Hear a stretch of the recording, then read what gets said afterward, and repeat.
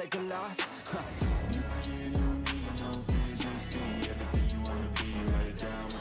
Don't give up, just believe and you will succeed. Put the hours in and you're bound to win. New year, new me, no fear, just be everything you wanna be. Write it down what you see. Don't give up, just believe and you will succeed. Put the hours in and you're bound to win. Make a deal with yourself that you'll get after it. Find something that you love, call it passionate. Or find some passion and leaving behind adequate. Your journey starts now, time to make it happen then. You could be great, have it your way. Served up like some room service on a nice plate. The high life is only hours a day away from making a change to the life that you chase. New year, new you, new day. Go prove to yourself you could do anything you wanna do. When you set your mind to something big that you choose, break it down to the root, chip away, gotta move. Push past all your limitations. Right now consider this an invitation. Make your worth go up like inflation and start chasing your dreams, stop waiting. New year, new me, no fear, just be everything you wanna be. Write it down what you see. Don't give up, just believe and you will succeed. Put the hours in and you're bound to win. New year, new me, no fear, just be everything you wanna be. Write it down what you see. Don't give up, just believe and you will succeed. Put the hours in and you're bound to win.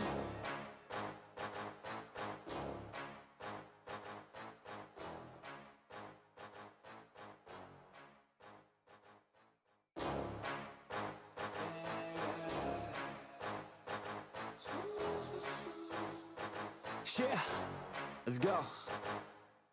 New year, new me, turn it up a new degree. I'm gonna make it to the top if it's the last thing I see. Work hard every day, work hard, then we play. I'll be doing everything in my own damn way. Ain't nobody tell me shit, I'm on top of it. Writing hits that make other people feel like writing hits. We gon' get every little goal that we wanna get. Never quit, we don't even know what it means to quit. Write it down, what you want, what you need, what you see. Everything that you wanna be. Put it out in the world, that's your destiny. In your mind, what you need is that believe. I'm gonna make it to the top. Cause I never stop, my own switch doesn't have enough. I think it's broken, I think it's lost. I guess that's why I never take a loss. New year, new me, no fear, just be everything you wanna be. Write it down what you see. Don't give up, just believe and you will succeed. Put the hours in and you're bound to win. New year, new me, no fear, just be everything you wanna be. Write it down what you see. Don't give up, just believe and you will succeed. Put the hours in and you're bound to win. Make a deal with yourself that you'll get after it. Find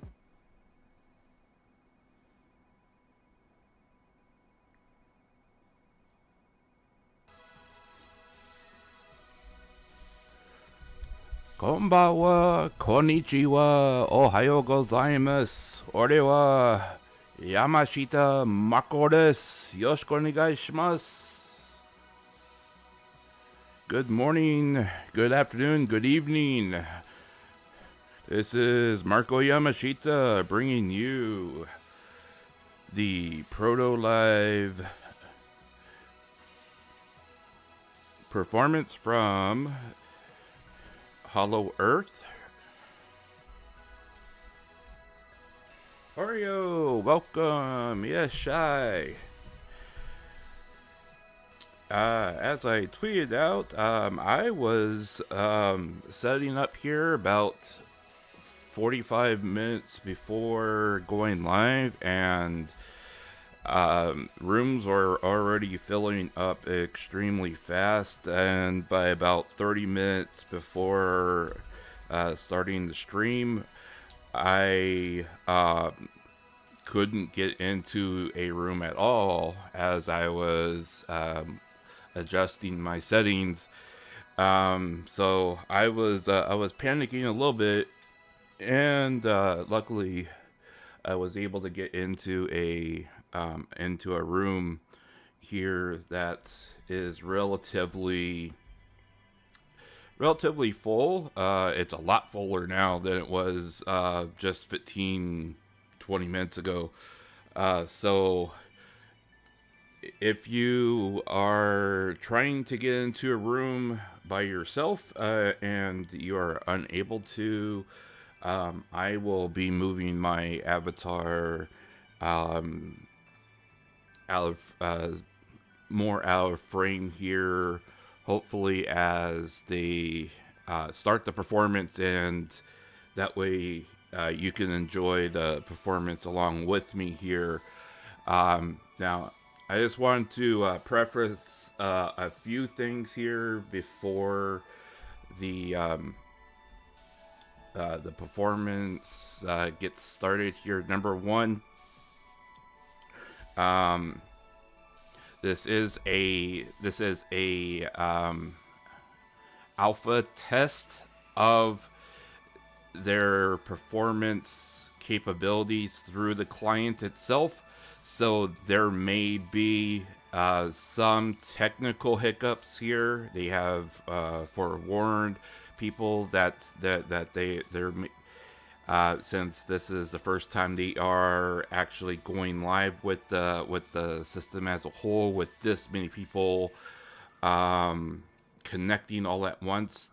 There is going to be an obvious strain on the system itself here, and they are, that's typical, considering that this is not an actual final build. This is very much an alpha test of the system itself. Number two, that we also need to preface this that according to Hololive's own website, that this is also it's considered PROTOLIVE. It's not a it's not gonna be live per se, where Azuki and Mori Calliope are going to be performing live as one-on-one live. So this is however, they are also saying that that does not exclude the fact that they do want and anticipate being able to perform do live performances through the system at a later date. However, given the capabilities and the current state of how HoloEarth is, and the fact that this is an alpha build, and this is the first time that they will be going live with an actual live feed with this many people connecting, that's pulling two talents out of rotation, especially given the circumstances, is just not a smart practice at this stage. Now, assuming everything goes fine and they don't run into any problems, they understand how much strain the system is going to have and be under with this many people connecting. Obviously, that that gives them a baseline for being able to know, okay, this is how much bandwidth we need, this is how much everything is gonna be taxing on the system, and then they can say, okay, we can pull talent from rotation and from their schedules, and let's do a a second alpha test, a beta test, so on and so forth.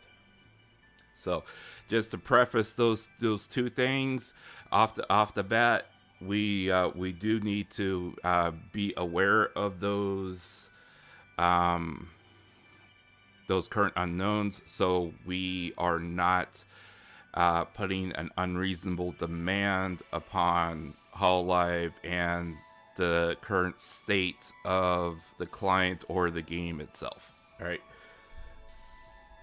So, welcome everybody. I appreciate you being here.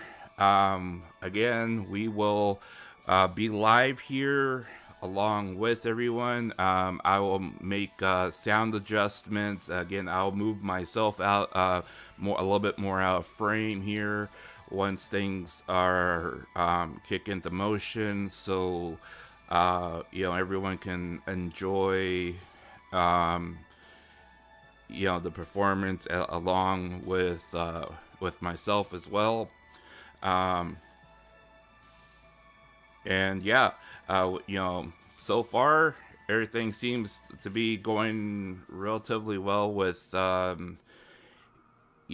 being able to stay connected and whatnot. So we hopefully won't run into any problems with connectivity or any type of lag issues or anything else like that. So if you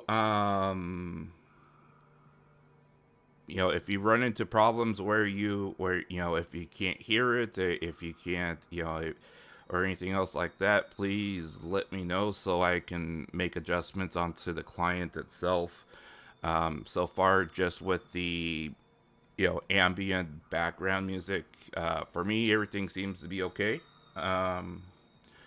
But that doesn't mean that once the performance starts that you know the sound might not be coming through nearly as much.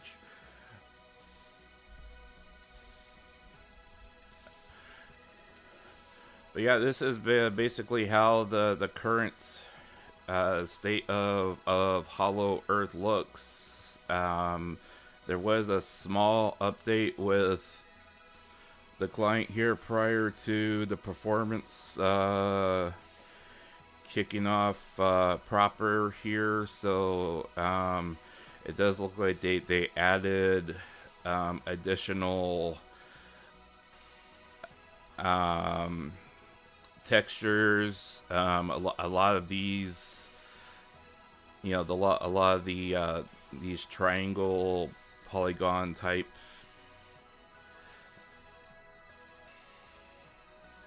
textures and whatnot in the background weren't present went at launch, which is really interesting. I understand they did name the avatar up here and that's floating around. I don't remember her name right off the top of my head, but I do know that they did give her a name, which I thought was very appropriate. I have not actually seen her move though, so which is other than the actual floating around, but yeah, there's not really much that goes on here in the oops, cancel that. In the actual waiting room, chat room, other than just what you see here. So I do hope that they start expanding on some of the other things they have planned here pretty soon. I mean, there's a lot of actual good ambience things that happen in the background, which is really nice. And as you can see, I mean, there's a lot of small little details that they have been adding as well with, their, constellation type things. I mean, those have been added recently as well. Oh, by the way, Merry Christmas to everyone that is out there listening and has joined. Oreo, Calvin, Merry Christmas, Merry belated Christmas. I did not have the opportunity to, last night I did stream. I was going to stream, but I started to work on a few things offline, and I just did not get around to actually streaming. But I did work on the community project that we were working on in Minecraft, and I made some good progress on it. I had to do a lot of measuring of things out, so it definitely took a little bit. I was like, well, there was more going on that was just kind of like staring and remeasuring, which wasn't worth streaming, so I ended up not streaming because of it. But I will be working on it all this week, so there will be plenty of opportunity for that. But since we have, what did you miss so far? You have not missed much. There has, we basically logged in. I gave a little bit of an overview of,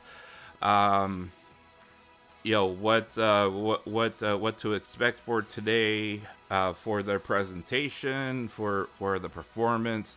We are just doing standby right now until they actually go live. There is one thing I do want to cover with those that are in attendance here, since we do have time. Allow me to pull it up here real quickly, since we do have a moment.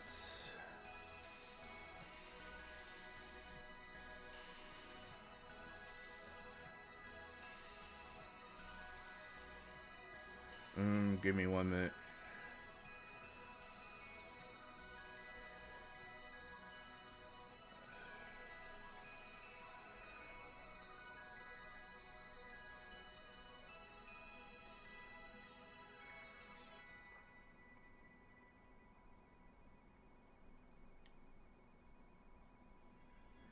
And this won't take too long. But I do feel like it's appropriate to cover this just before they do their presentation here. So as of the last press release that HoloEarth did have here, and just to reiterate what they have already stated, they have. They announced the performance here, Azuki and Mori Calliope as the performers for tonight, in the HoloEarth client. Simultaneous streaming. They will be trying to do a simultaneous stream.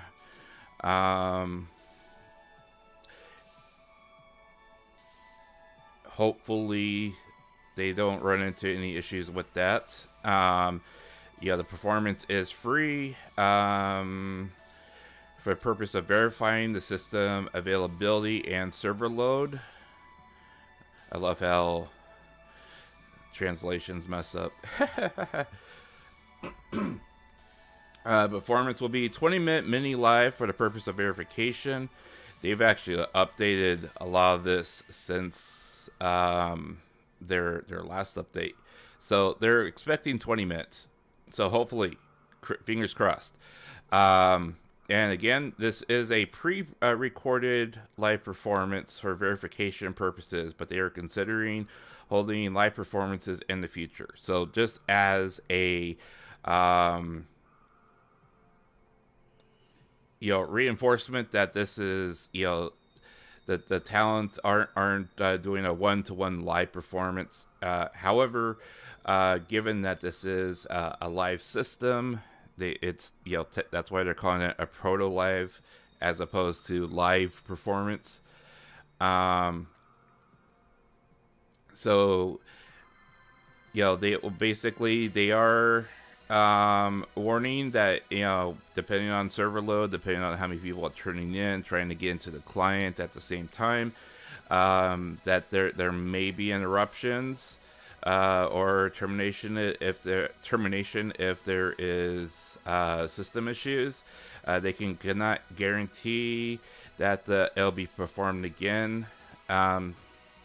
They've actually really updated the wording of this because a lot of this wasn't here. So they are expecting a large amount of data to be used. Since the experience will differ for each user and point of view. They're basically stating that they're allowing for people to post and do stuff for with the content, so on and so forth. They're also saying don't expect to be able to do this for every performance going forward, so on and so forth. So basically they are hoping for the best and preparing for the worst. Hopefully they don't run into too many issues going forward.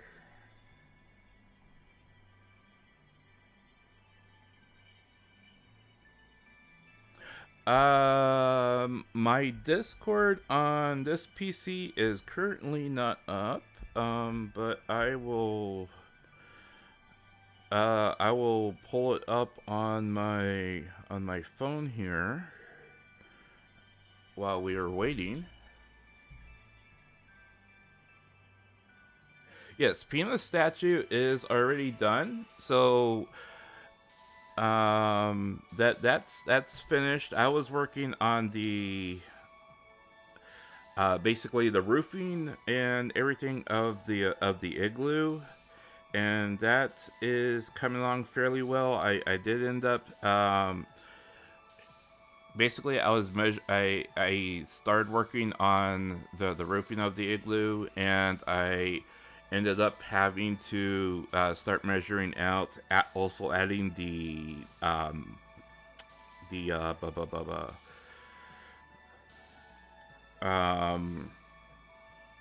hat itself. And so I spent a lot of time, working on measuring things out and trying to figure out how things are gonna look, and how much room I had to play with. So it was definitely a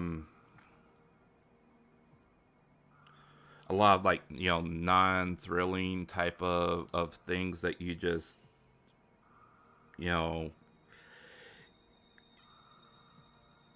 it would have been very boring, and that there would have been a lot of just me staring at the screen while trying to figure stuff out, as opposed to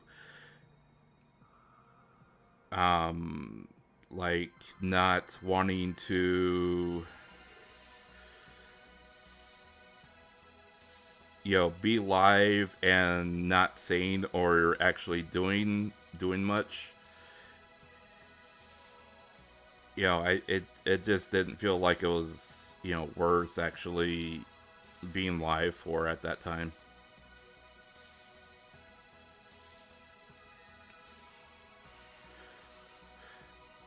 But yeah, I have a lot of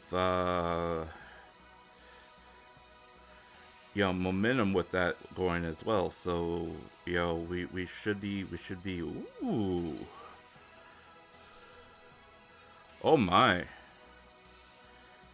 That looks awesome, Oreo.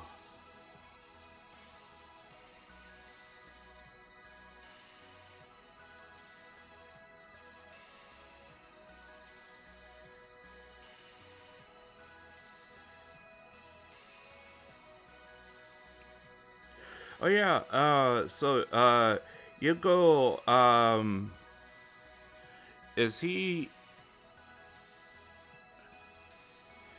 still using that name now that he's graduated, or did he end up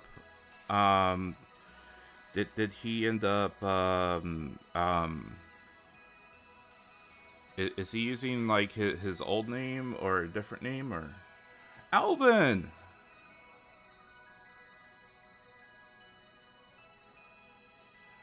Hello. Are they going to have a live concert in HoloEarth? Tonight's concert is not going to be considered live. Since it is pre-recorded, uh, purely for testing purposes. However, they do anticipate, and Yago has stated that he does want to be able to host live concerts in the future through HoloEarth and through the HoloEarth client. So, in that respect, they do intend on having live concerts through HoloEarth in the future. About 6 to 8 months ago, Yago also made a comment during an interview that if they are able to develop the client enough, and this is kind of a wish list that he has. He also stated that he would like to be able to have live concerts where the user can put on a VR headset and then actually see themselves in the crowd as they are doing a live concert. However, that is very much a wish list type of thing that he mentioned. It's not something that they have planned. It's not something that's in active development. This is according to the press release that they did initially. This is a PROTOLIVE test performance based upon an alpha build of the HoloEarth system. So they are still in alpha. The client number very much reflects that it's an alpha build. It's not in beta yet. So it does seem to be a stable alpha build. I mean, I haven't run into any errors or issues or anything like that.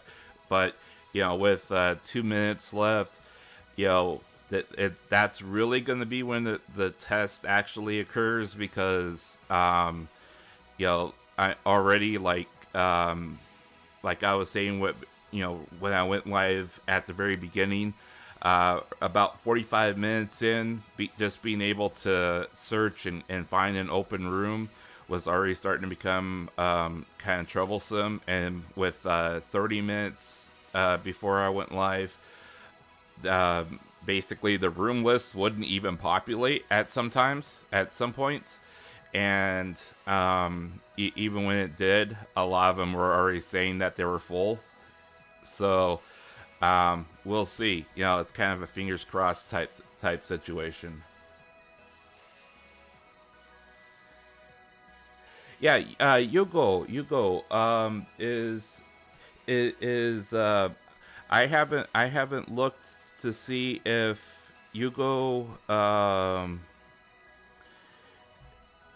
is he still streaming under that name, or is he streaming under a different name now?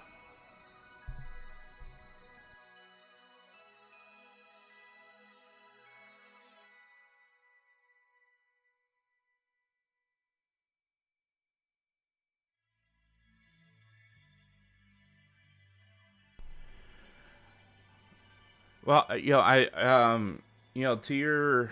your comment, Calvin, I do think that they are trying to do kind of the honoring of, if something like this is happening, that they try to keep their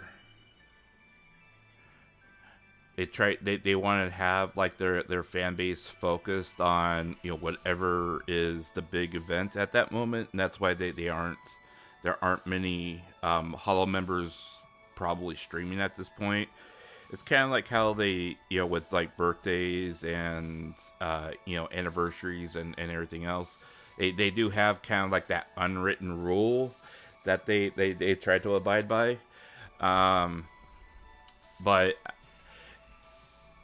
um,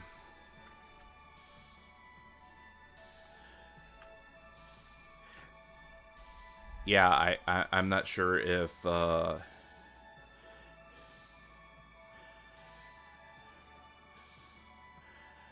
not sure if they are like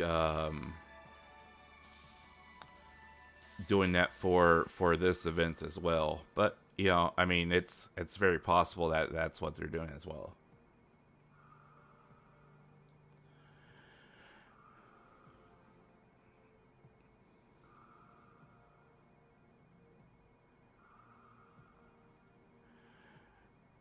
We're basically just kind of in standby mode right now, just waiting for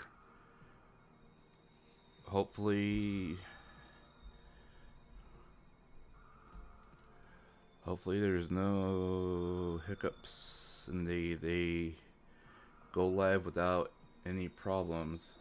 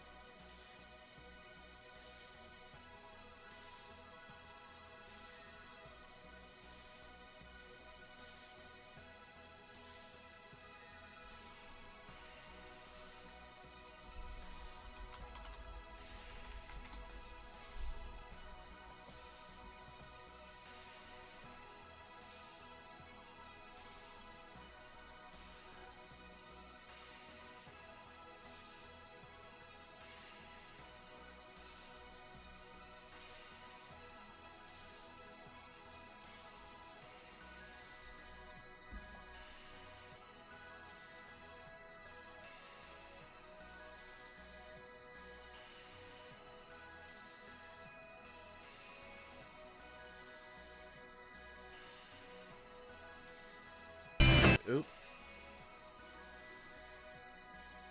Hmm. Interesting.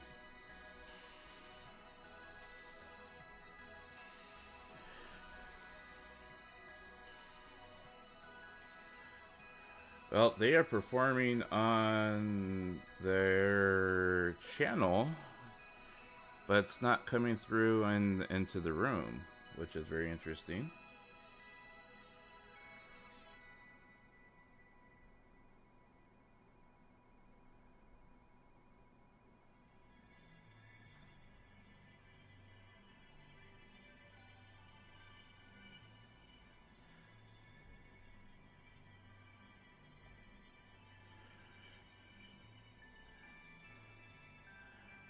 They apparently are not getting it into every single room. Hang on, let's see if I can.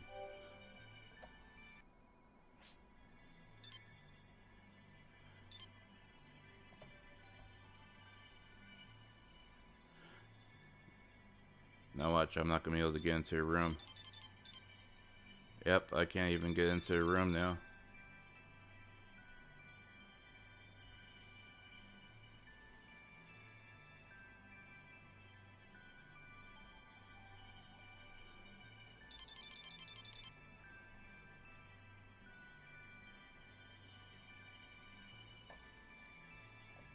Yeah, I just looked on their channel.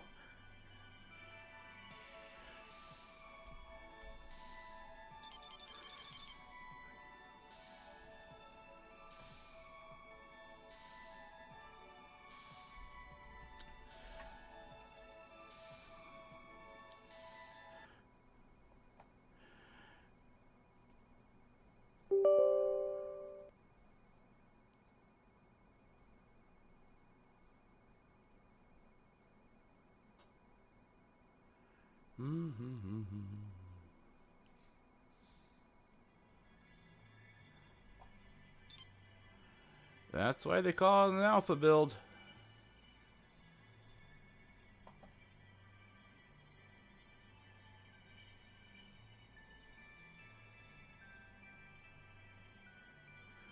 Ooh, look at me, it's me.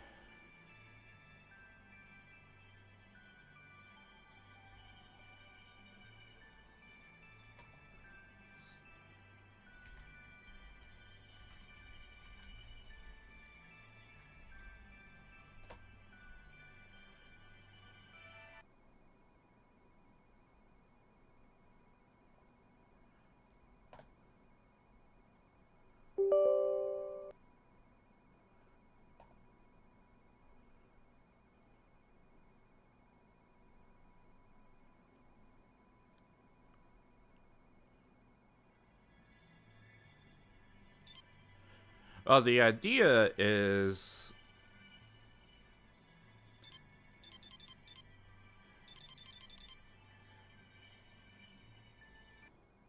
so the idea that they have is, and again, it's definitely a you know, they're only at you know, 014. The way it's designed,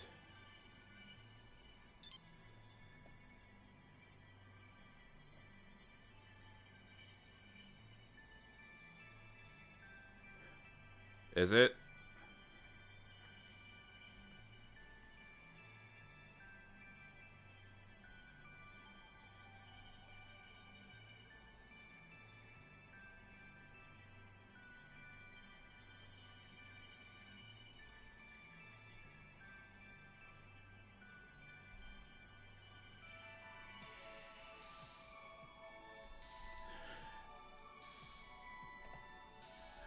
Well, as you can see, it's very much a test in progress. It's very much a work in progress because, like, as we saw, I mean, the room that we were in, I had been in for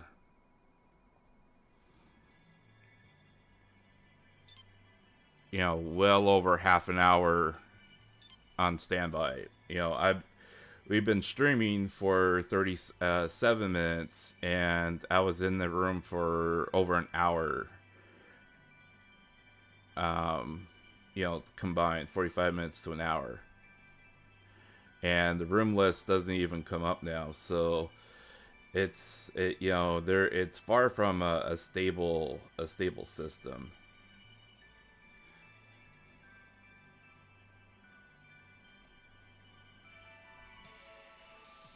I mean, the room list there's not even any rooms that are coming up because it's so full, and the client itself freezes.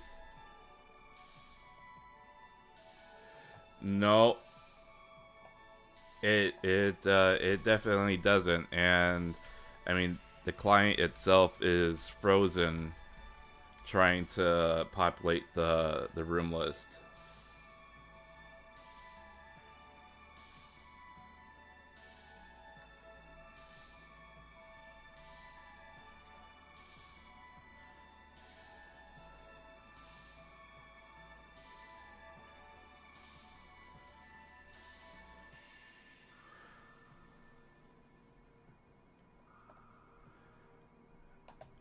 I'm still trying to get in there. Hang on.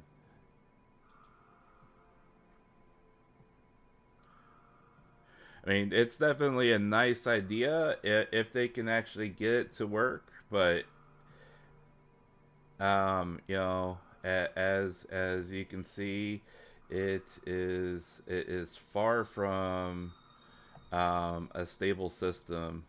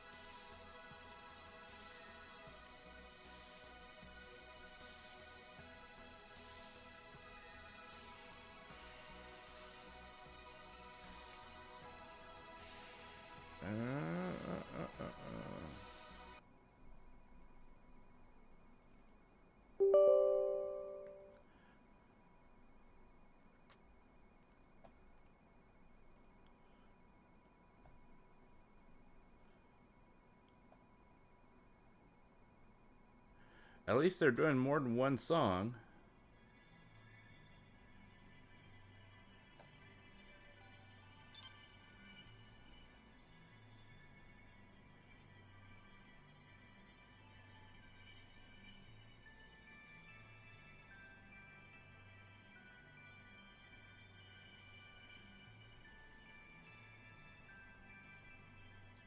So I am going to...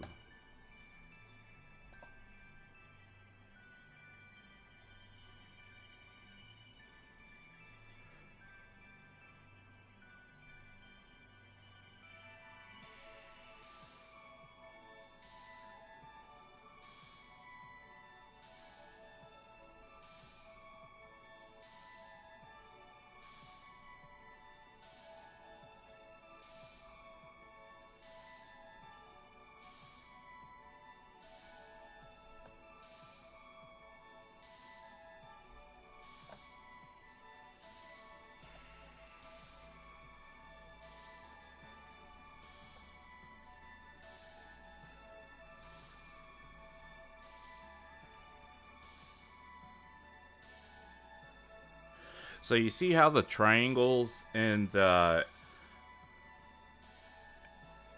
audience here are like at a stage?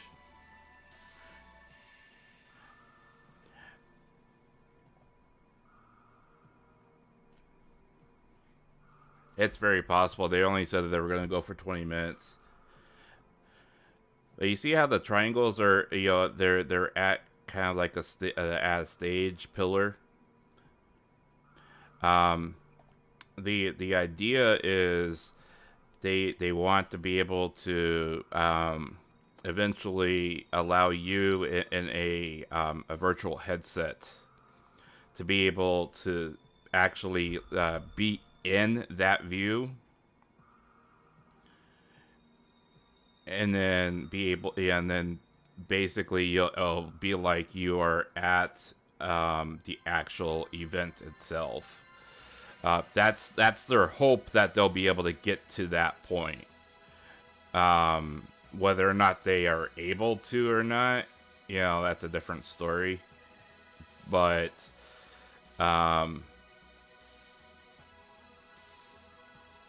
you know, given that they are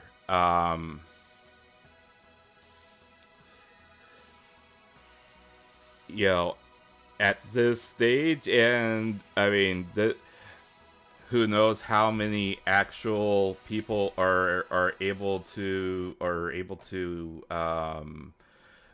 actually see the concert from the client without them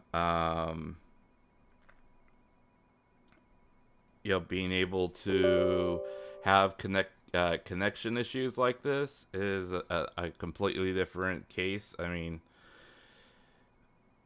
if my room was like that, I can only wonder how many other rooms were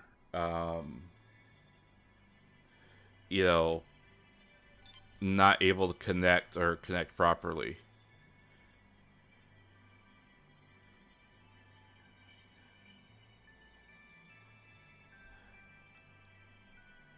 I mean, I am...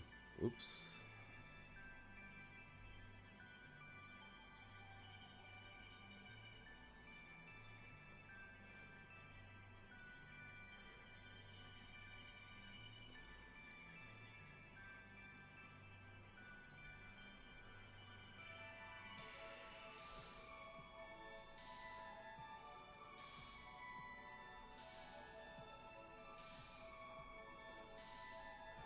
I mean, the concert is obviously going on live there, but this is where most people are, you know, that aren't watching on YouTube.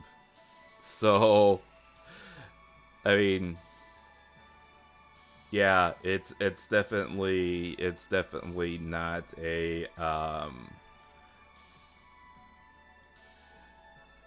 you know, what you're seeing on YouTube is not a reflection of what most people are seeing. You know, they have a long way to go if you know, I mean, if they expect to be able to do live concerts in the future, because I mean it's already over, and this is where we're sitting, is like right here. So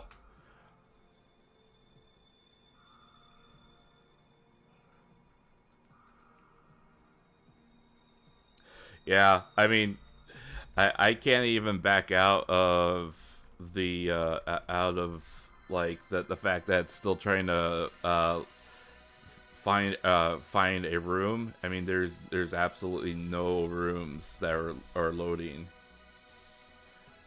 and the room that we were in, obviously it didn't load, so it didn't load in the where they were, you know. I'm assuming they're gonna like do like a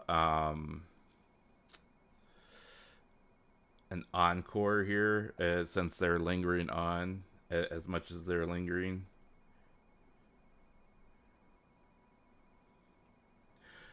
No, I have been killing it. I have been killing it and restarting the client, but I mean it freezes. It can't load any. There's no rooms to load, so it just freezes at the search page, and it doesn't know what to do. It doesn't give you the ability to back out or anything. And when you reload the clients, you know, sometimes it's even saying what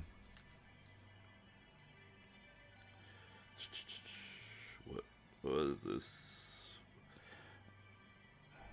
An error has occurred. Back to title. So I mean that's kind of where it's at.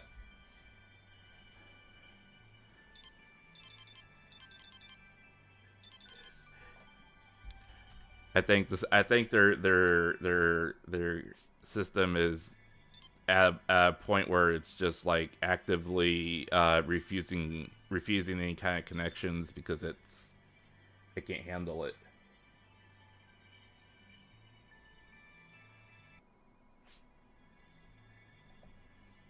Uh-oh.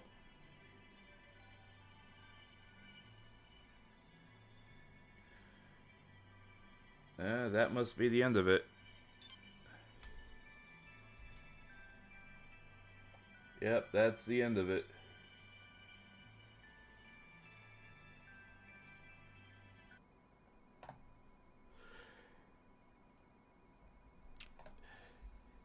Yeah, well, there we go.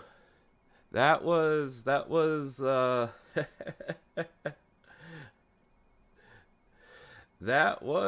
PROTOLIVE. As you guys can see, we actually went from not being able to uh, uh being in a room that didn't load, to not being able to get in the client at all. And again, that was very much an alpha experience.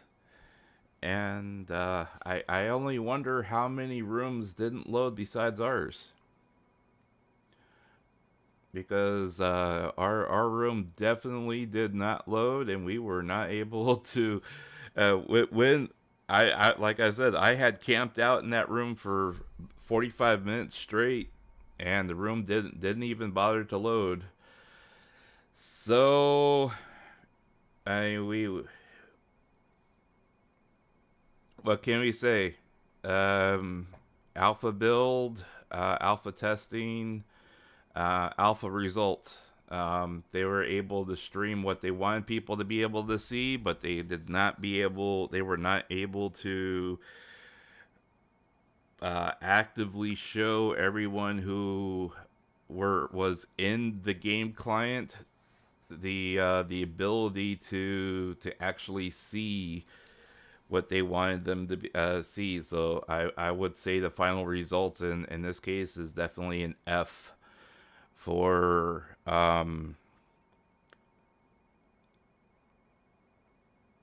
you know, it's a version 0.1.5. So I mean they still have a long way to go if they're going to be able to deliver content to every single user that uses the client itself, and have it from a client experience, because they definitely were only able to show the actual concert in its entirety through YouTube still, and that in itself is not the result that they're looking for.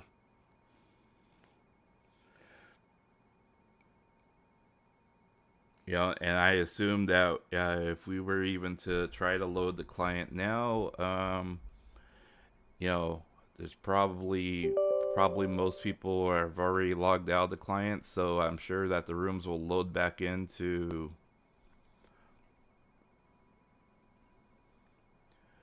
Have I eaten breakfast yet? Yeah, I actually ate before I went live here, so I'm good. I'm good.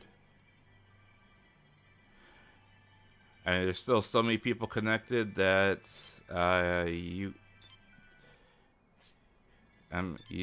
still getting that server error message. So yeah, it definitely they definitely have their work cut out for them if they expect to be able to deliver the concerts in the future to, well, if they want to be able to do anything with this many people that are connecting to HoloEarth. I mean, this was just a 20-minute concert, and they weren't able to load the concert into every room. So if they're gonna want to be able to deliver a open world experience to this many simultaneously connected people, they have their work cut out for them, because they were not able to even deliver a 20 minutes essentially a 20-minute pre-recorded projected experience to however many people were connected to the client. And if they can't do that, there is no way they're going to be able to host and operate an open world, always online, or a instanced all online experience, sandbox experience to anyone at this point.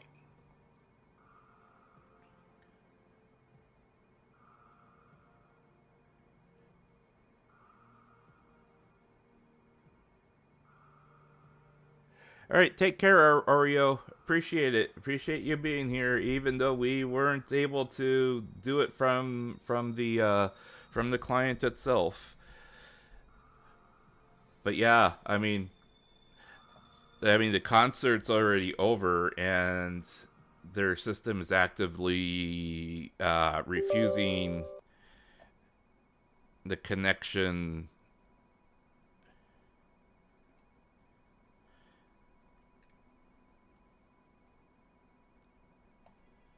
So, I mean, I understand, and it may sound like I'm being a very critical. All right. Apparently, their server load is down to the point where rooms actually load again, which, is to be expected, because most people are like, okay, the concert's over, but now we're basically back into their standby room again. And you're not going to be able to replay the concert and have the experience through the client because it was a live experience, you know? So, I mean, that in itself is kind of a fail in itself because, I mean, how are you going to be able to experience the concert now that you missed it because their client didn't work? Well, the only way you're going to be able to experience it is to go on YouTube. So why even bother having, you know, the concert live in a client that you're not going to be able to watch it through, right? So, you know,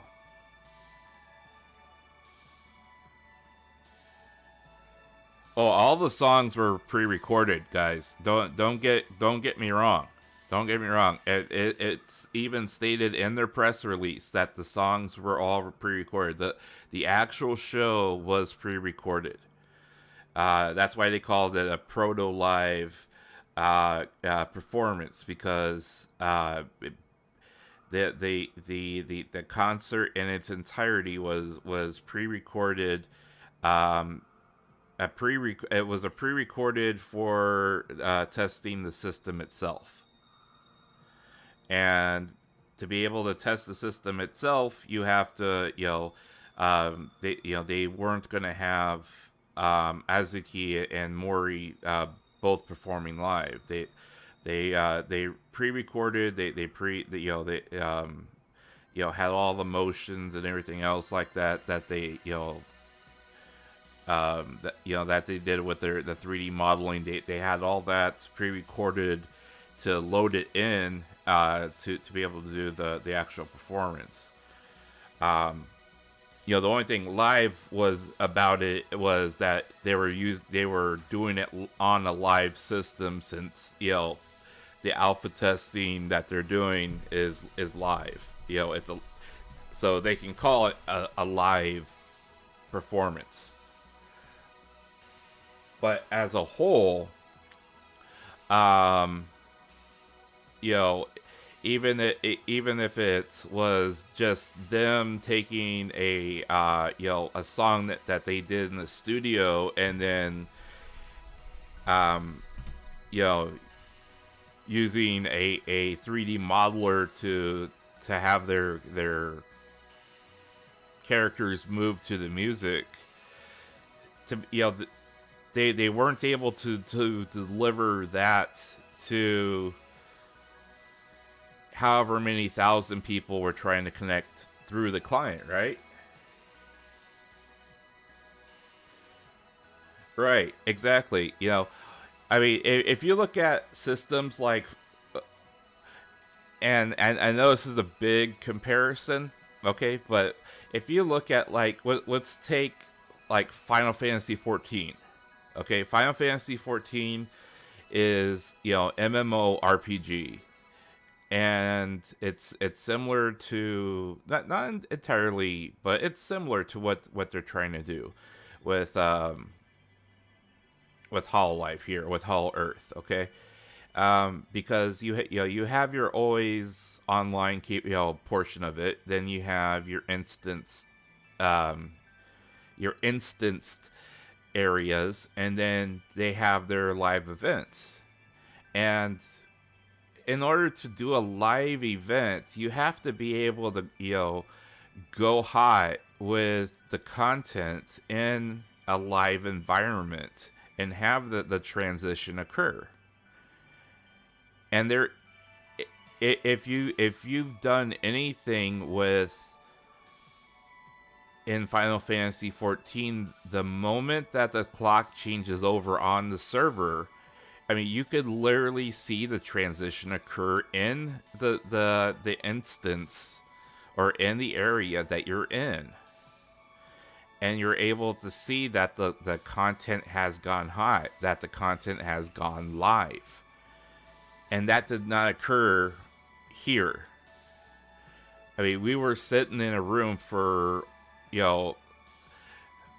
half an hour when I went live, and for almost an hour, total, and there was no transition. The room did not transform. The room did not go into the state that it should have gone into to present the content. Now, if you can't do that with the one room that we were in, you're not going to be able to do that with an open sandbox environment. And you're not going to be able to do that with, having some type of game in effect, unless you are doing strictly something like how they do Genshin Impact or something like Tower of Fantasy. And there's severe limitations with that because you are not essentially going into a live world. You're going into an instance pre-programmed world where once everything is loaded, that's it. You're not going to get that kind of transition or have that kind of live type of contents to be able to present, because every time you want something new in that world, you have to reload it. And that's basically what we have here, is that you couldn't reload it. It was just not, it just did not happen. And yeah, I am bashing them in a sense where it's not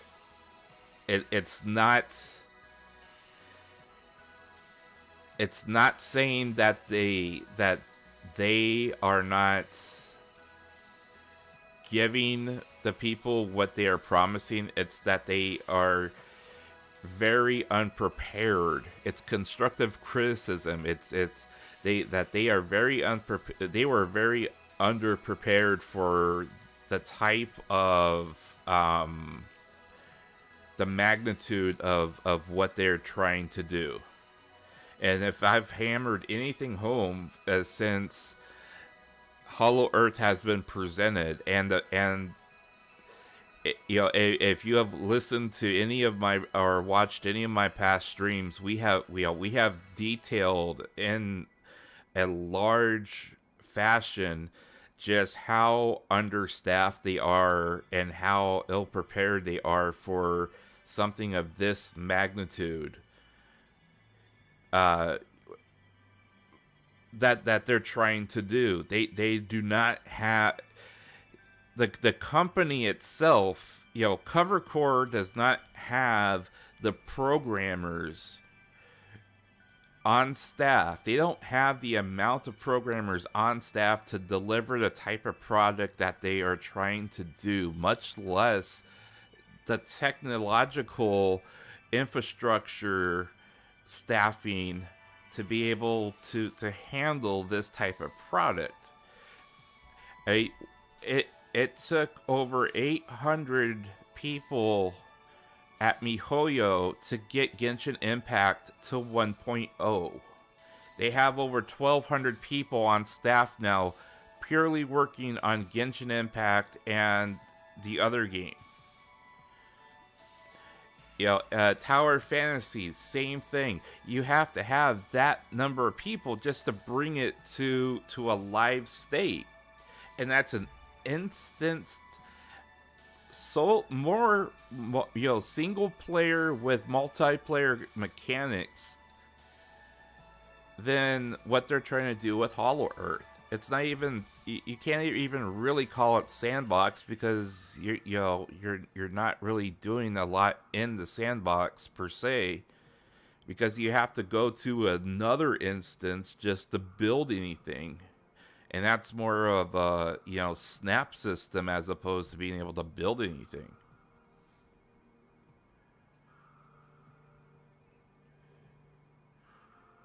Yeah, well, and to bring it to your point,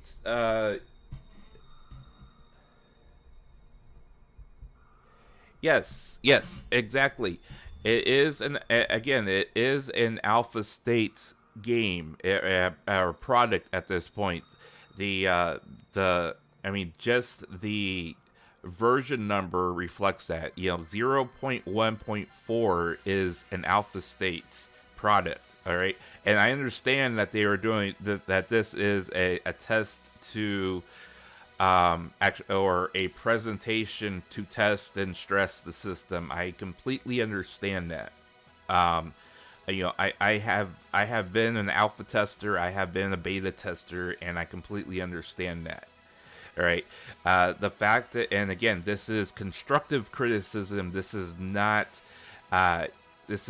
something that you can. It's not something that you can say, okay, this is a final product and it's a complete F. They've wasted their time. That is not what I'm saying. All right. But the fact of the matter is, since I've been following this product, the HoloEarth itself as a product, they have been hiring and trying to hire for this product or this project for over a year now, right? And as of the last count, the last physical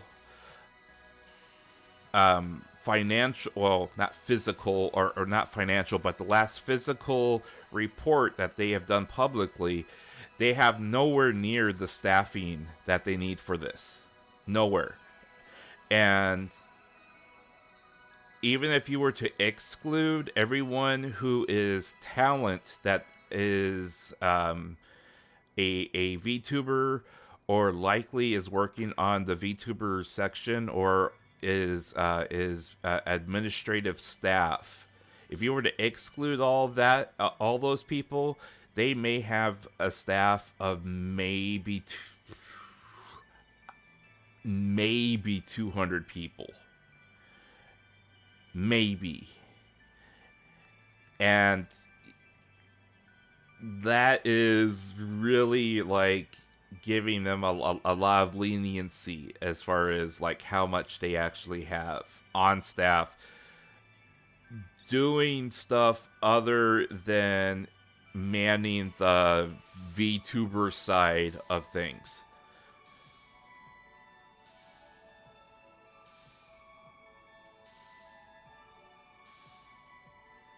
As a whole, and let's give them credit for where they are. Okay, as a small company who has expanded the technical know-how of where VTubers are, yes. They have been able to take something that was largely niche and make it mainstream. They have been able to progress the ability to take a what was basically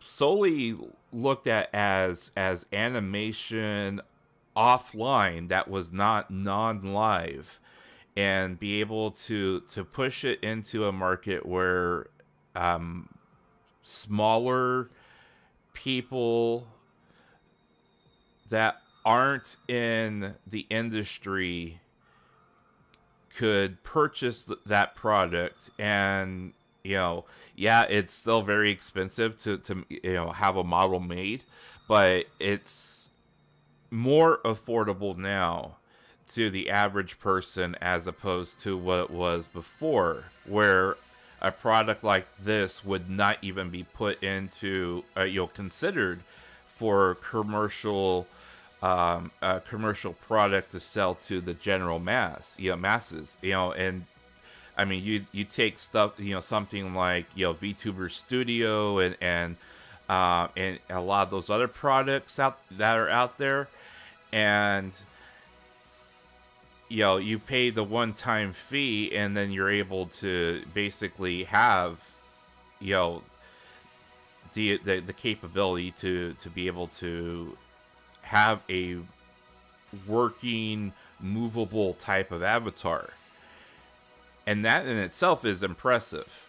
And Yago deserve, and Cover and Hololive deserve a lot of credit to be able to, put that out in front and say, yeah, this is something that we're putting out here, and that, this is the next step for, the internet. That is totally accurate. Okay, now you also have to understand though that over the past year, and in 2022 is a prime example, that Hololive and Cover as a whole are being surpassed very quickly by other companies, because they're not innovating as quickly as they should. And what I mean by that is that if you look how quickly it took for other companies like Fizojo to be able to put out the next generation live 2D models, while Cover was still basically twiddling their thumbs, and they had people like in Hollow Myth and everyone else. I mean, they were still in their first costumes, first generation models, and Fizojo was already upgrading and innovating and being able to surpass them as far as movability, the capabilities of the intricacies of how many points they were able to get on the wireframe in order for their models to have more liveliness, and it was not more just as a static type of character like say even mine, for example. Fizojo was able to put that out there first and say this is the next step, and then if you look even further, you had Fizojo and Niji were able to push out there, this is how quickly and how efficiently we can get our talent into 3D models. And look, I mean, we can move, we can walk, we can do all this stuff. I mean, basically, the direction that Hololive is going right now is a very risky venture, because they're playing catch up in a lot of sense, and they have sunk a lot of money into HoloEarth, and again, I mean, I even brought this question up a few days ago. I mean, you had Hololive Alternative, right? Hololive Alternative, they were all over the place with their messaging on what Hololive Alternative actually was. I mean, they were like, okay, this is Hololive Alternative. Hololive Alternative is a thing now. And I was like, okay, but is it just the web manga? Is it an alternate retelling of their lore, but not canon to their live persona? What exactly is this? And then they throw out Hololive Air. Hololive Air. Okay, is Hololive Air part of Hololive Alternative, but it's kind of like a multiverse type of thing? Or is it its own contained little section thing? I mean, how is this really working into everything else? Is it just kind of like how they guest appear in other games? And then they announce Hololive Earth. Well, okay, is Hololive Earth gonna follow solely the lore of Hololive Alternative? Or because you kind of have Hololive Alternative as its own contained thing, but they're not really idols in that. So, but you're gonna do live concerts in it? I mean, and The messaging has really been like all over the place. Like they have lots of things that they're trying to do, but it's very non-central, centralized as, okay, this is like what our goal is going to be for, where we're heading with with this thing. And that's where you start seeing a lot of the other agencies come along and say, we are, this is what we're planning on doing for this year. This is how, the steps that we're trying to achieve. This is, these are like Niji. Niji is, these are our 4 pillars that we are working on for this physical year. This is what we're going to do. This is the direction that we're trying to take things. This is where and how we're going to be growing, our company. Hololive's not really like that right now, and you're seeing that with, under development in a lot of areas. Yeah, metaverse is extremely risky. And if you look at the, here's the thing, okay? Niji Sanji is they are a publicly traded.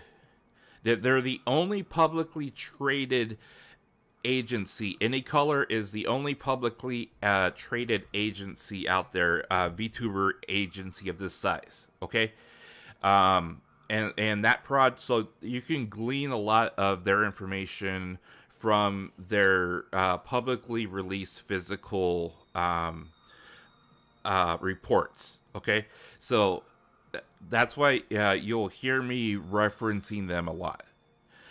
Now, as opposed to that, Hololive is not publicly traded. Okay, they are Hololive and Covercore specifically are funded, and by private investors, so they don't have to release their information. All right, but if you look at the physical reports of those private investors, you can glean a little bit of info of what those private investors are doing by themselves, and then you can kind of infer of how that money is being allocated.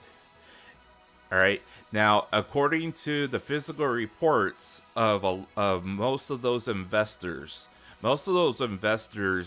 have been spending on average spending about 30 plus million yen on technology or what they considered development projects. All right, that includes buying equipment, money allocation for getting office space, hiring staff, that kind of thing. All right, now at least 4 of those investors are spending 30 plus million over this past quarter. Now, when you figure that it's 120 million yen that was allocated for purely for project development, that money likely is going towards Hololive, because they have a lot of, they are investors, so that money doesn't necessarily have to go to where, to one project in particular. However, when you look at the reports themselves, they have an operating budget. They have their segmented financials, where these are projects that are currently being funded, these are development projects, so on and so forth. So when you look at the financial reports, there is already an accountable statistic for projects that are currently being, currently being ran, as opposed to money that is being allocated for projects that are currently developing. So when you picture that into the grander scheme of things, yeah, they're probably sinking a lot of money into this venture itself, and solely for the purpose of trying to get this going.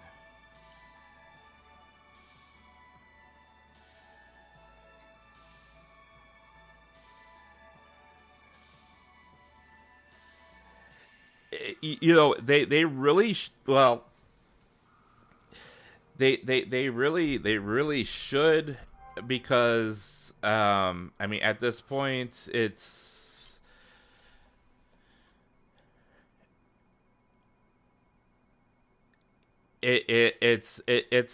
would be an evolution of MMO, or um I guess you would, well, even MMO is a little bit ambiguous, because you would figure that you would want it to be always online, because I mean that's basically what it's going to right now. It's always online, as opposed to, like, I mean, you're not really doing anything at this point other than being able to present something in an augmented environment, and even the augmented environment it would be very loosely, a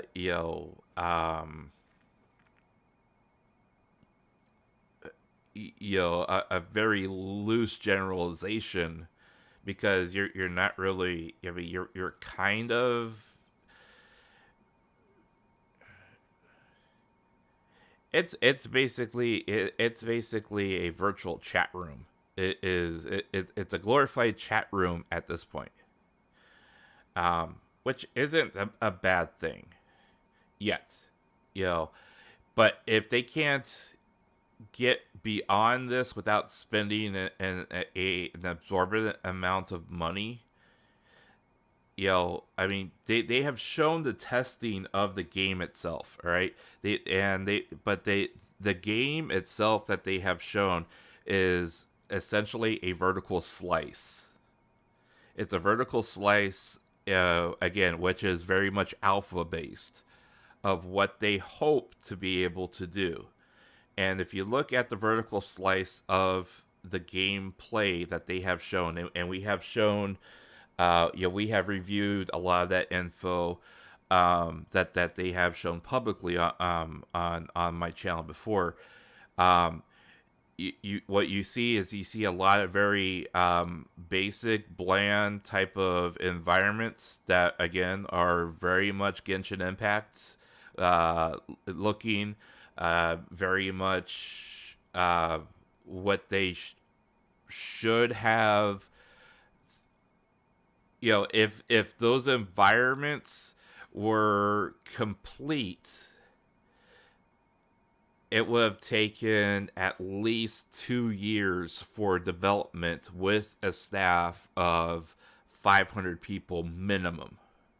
And I say that because it took MiHoYo 2 years to be able to get to that point in development with 800 people to have a live service game. All right. And that's 1.0, by the way. Yeah, again, that's 1.0 of Genshin Impact. It took 2 years of development for them to be able to go live with 1.0. And this, these are all, this is their engine based upon Unity, which is apparently what they're using for for HoloEarth. if you look at all the Unity based games out there that have this type of element to it, they are the best one that they have out there right now is probably, or at least the most popular one is probably Rust.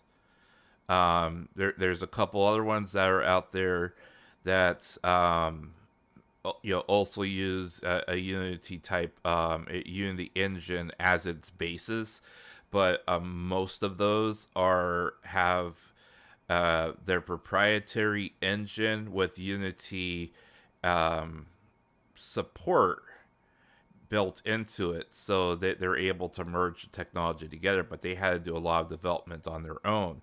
Whereas if Hololive is trying to develop something, that they are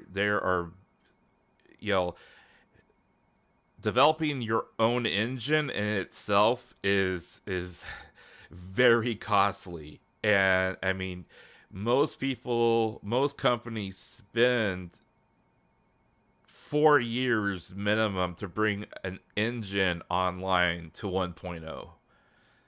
So, unless they're borrowing, or they have purchased an engine from somewhere else and they're using that engine as their basis, I really hope that they aren't trying to make their own engine and then build upon that. Because if they're trying to make their own engine, HoloEarth as a whole, trying to get it to 1.0 is going to take a minimum of probably 6 years from now, just based upon what we're seeing.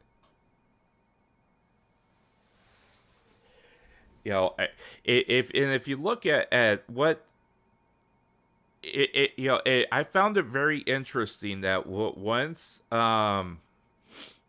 they started showing more details of what HoloEarth was actually going to look like, or what they envisioned HoloEarth to look like, I found it very interesting that all of a sudden it seemed like Hololive as a whole became extremely interested in Rust. I mean, that was all that they were streaming. That was all that they were doing. That was all that they were playing. And as they started showing and trying to detail more of what they wanted HoloEarth to look like, there was a lot of similarities there, aside from the PvP element of Rust, right? I mean, basically, it's an open world sandbox environment where you can build basically what you want, and it's hunting and gathering and doing various types of quest-like mechanics. The only difference is, you don't have, like, per se, like, NPCs in the story that's intertwined, or a story thread that goes throughout Rust.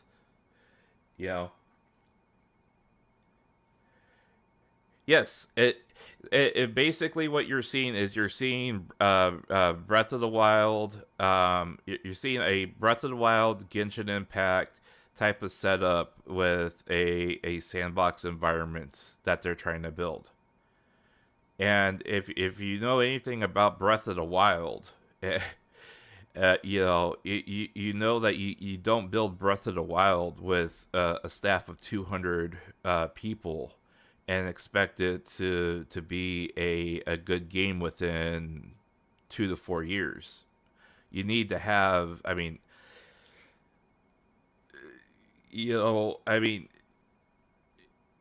it takes a team of 200, 2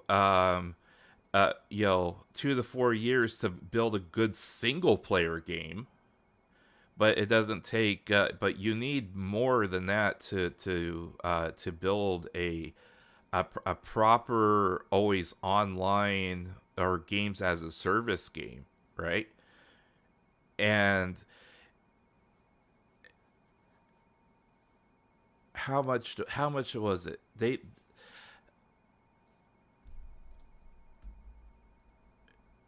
Genshin Impact. And I use Genshin a lot as a reference because basically that's what we're seeing right now, right? That's what we're seeing as what they want. And let's be honest here, okay? If they want to have any type of return on investment on Hollow Earth at all, for all the money that they're going to be spending on this thing, it's going to have to be a games as a service, free to play type of setup. That's just what it's going to have to be. No matter how much people want to deny it, you're not going to be able to sell Hollow Earth to people at $50-$60 for a base game with all the money that they're spending, and expect to have an open sandbox, always online world that you can play in. Or they're going to have to go with a membership subscription model. And if you know anything about Hololive, and if you know anything about the people that the talent within Hololive, you know damn well that free to play games is their jam. I mean, look at I mean you have like Matsuri spending $1,000 on Apex. You have I mean, look how like hooked Roboco is on Valorant. You watch them play the gacha games. They spend thousands of dollars on gacha. It's gonna be a free to play game, and you're gonna have to pull. You're going to have gacha mechanics in order to get your money back on this. And it's going to cost them a lot of money. At bare minimum, they are hiring. All right, and this is, if you job search for Unity engineers for, just your entry level Unity engineer in Tokyo, or in the vicinity of where Hololive is based, or Cover Core is based, they only pay $40,000 a year for an entry level Unity engineer. That's it. They will also pay for expenses, which they'll give you an expense allowance for. For transportation, especially since it obviously costs money. They'll have to take take the trains and stuff like that to get to and from work, and some of them will pay a base amount for living expenses, like to help with rent and stuff like that. But your base salary is only $40,000 a year. For an entry level Unity engineer. I mean, and if you think about it, that's pretty much like what you kind of expect from being a software developer in Japan. They're kind of underpaid. And and if you look at Unity engineer hirings within that ME area, there's a lot of Unity engineer hirings in that area. So that they're not Hololive itself has their job listings, but then that they are also outsourcing a lot of development, and a lot of their system main maintenance and what's the network infrastructure, right? I mean, Hololive, HoloEarth itself, the services are running off of Amazon, right? And I know that for a fact. If you backtrace the IP addresses for HoloEarth, the client for HoloEarth, and the gateway servers for the HoloEarth client themselves, once they connect, are all AWS. They're all Amazon services. So they are essentially leasing out AWS in order to push out their product. Um, Now, if they're smart, they are not hosting their services locally in their offices, and that they are utilizing data centers um, to be able to host their product as they're live. Because I can tell you right now, as somebody who worked in networking for well over 7 years, you do not want to try to maintain a network and an infrastructure that is connecting tens of thousands of people on your own, because that in itself takes a whole host of network engineers, network operations, hardware engineers, just to maintain those types of systems.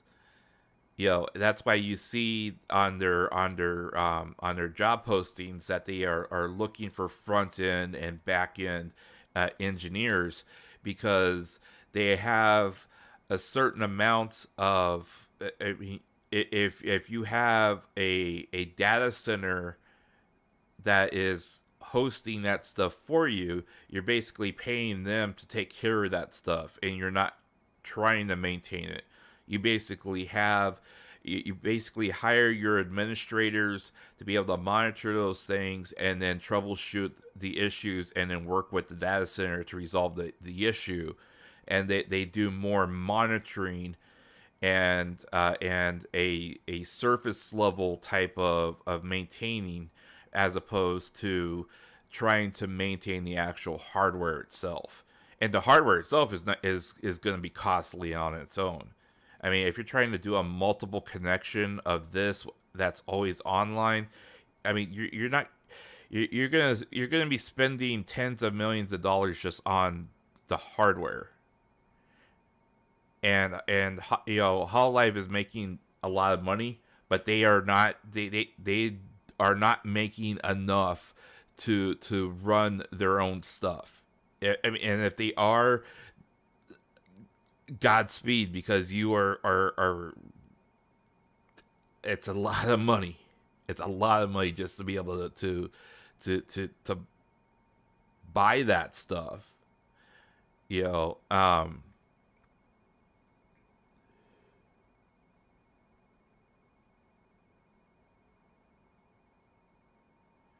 they do. Kojima built their own engine. They built their own.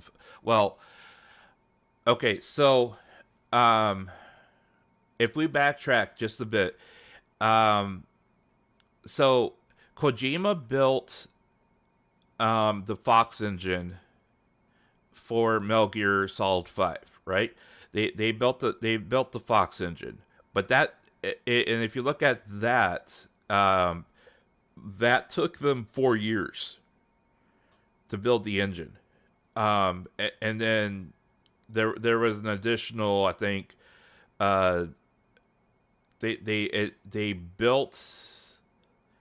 I believe it took it took 2 years to get the engine to a 1.0 state, and then it took another 4 years to complete the development, because I mean, that's just building the engine. That's not building the APIs to interface with what they were trying to do with Metal Gear Solid 5.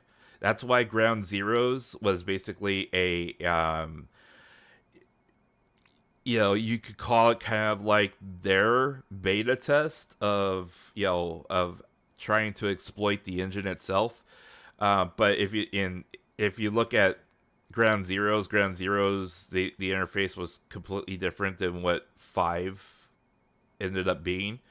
And it took another, I think, like 3 to 4 years for 5, the Phantom Pain, to come out, because I mean, well, Kojima takes forever, but for Death Stranding, they didn't use they used the engine that Horizon Zero Dawn was built off of. That wasn't their engine. The Decima system, the Decima engine was already was developed by uh, I forget what the name of the developer was, but yeah, they leased out that engine for Death Stranding.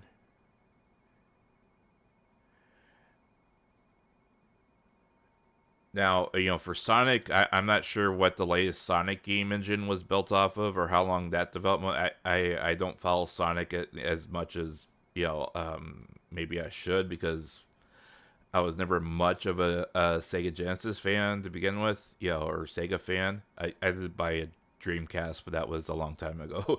But it, if you figured that active development of an engine themselves, a minimum of developing your own engine takes, let's say, 2 years. Okay. Um, you still end up spending an absorbent amount of money just developing the actual engine. That that's not game development. Your engine development is a completely different. You build concepts as you're building the engine, but you're not trying to actively develop the game while you're still trying to develop the engine. You have to have the engine base first, and then you build APIs off of it in order to even begin the concept of the mechanics, or the world building. And if you go into what they were showing with their vertical slice, the vertical slice, shows that they have at least concepted out, a bit more than where that process likely would be, but you don't really see much in the way of like actual mechanics, other than the fact that they have an avatar. They're able to do basic interaction within the world itself, and that you can have one or two non-playable, or in this case I guess you would call them enemies, or AI controlled type of units, to be able to interact with them. So, but they were very simplistic type of interactions. There was not any complexity to them, which at least tells me that, in a very literal sense, that they are probably somewhere along the lines of maybe 0.1.0, like early alpha, with that portion of it, maybe. And that's where, I think that's kind of where, like, if you look at if you look at, say, where did it go?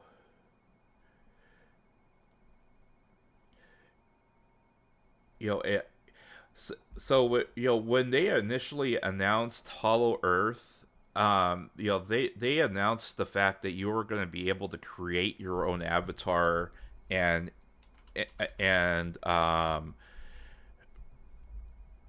interact with the environment and whatnot, right? And then after they announced that, they suddenly announced the presence of this.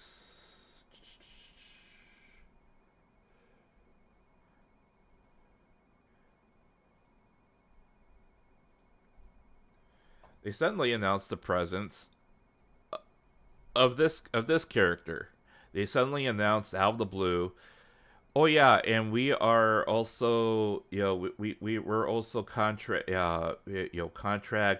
that this artist, um, to design this character, right? And this character came out of the blue, right? And I think what I mean, at least what I am feeling is there's a very high likelihood that they are beginning to shrink down the scale of what they are attempting to do, because if you if you shrink down the scope of what your development team is trying to do to one character, and you're basically controlling a single character as opposed to designing a system where the user can design and create their own character with different character models, different character hair. You have to try to program all the different templates in for hair, for eyes, for eye color, for body builds, for male, for female, for clothing, so on and so forth. And you shrink that scope down to a single character, then you have less in the way of variables that you have to develop and account for, and then you can push the project forward. Whereas if you are controlling a playable character that is solely designed at the discretion of what the player wants them to look like, then you have to account for all those variabilities. That's why you end up seeing like Tower of Fantasy, for example. That's why you largely you can control your made avatar, but you largely don't see your own avatar unless you insert them into the game, and that's why once you start doing the gacha systems, your whoever you draw usually ends up taking precedence unless there is a cutscene that involves your character, because it's less to account for.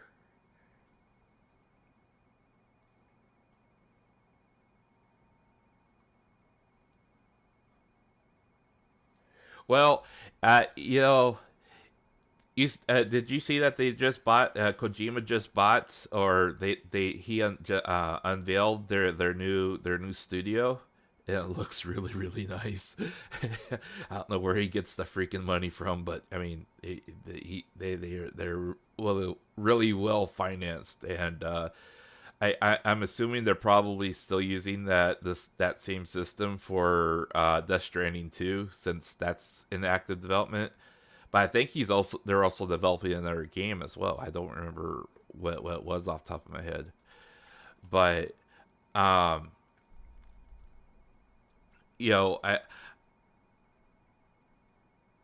I I am really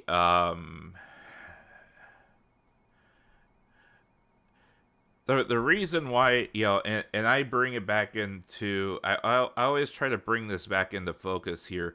The reason why I am extremely harsh and critical of Hololive is not because I want to actively trash them as a company, or you know uh, I don't agree with a lot of what Yago does. Okay, I'll be honest with you. I've always been honest with you on this. I don't agree with a lot of things Yago has done lately. But that being said, I don't, I don't, I don't, I'm not critical of Hololive and what they're doing because I am trying to be harsh on them, or I'm trying to be negative about them. I am critical of Hololive because I want them to succeed, because they were an industry leader, and you don't want to see industry leaders slip up and fail to continue to innovate, you know, and you want them to be accountable when they are making decisions, right?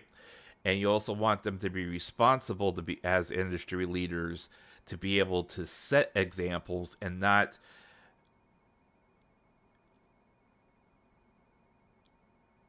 not put into circulation the fact, okay, this is where this is where you fall, this is where this is the downfall of the industry. Because if that industry drops, and if that and they bring down themselves as an industry leader, that negatively affects how other people will perceive this type of entertainment and this as a product, and that is negative across the entire board. Because if VTubers and VLivers and VSingers have that negative connotation to them, they could say, okay, well, they're passe, they're a thing of the past, and people will look on, they'll move on to something different. Exactly.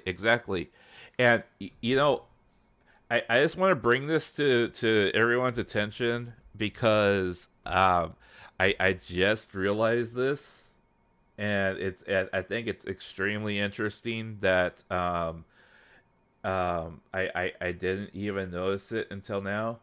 But do you guys notice anything interesting about this picture that they're using on their employment opportunities page here? And I just noticed it. Do you guys see something interesting on this picture here?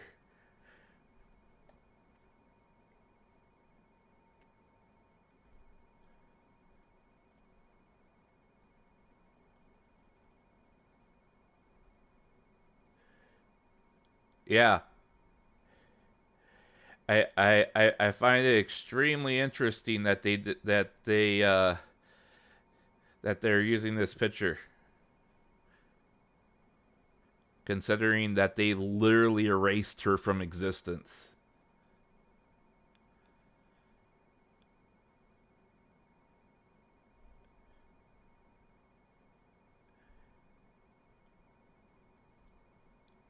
I mean,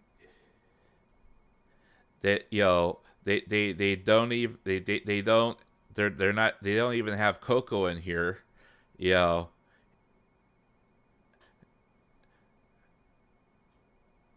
But and they literally they've all but erased Coco.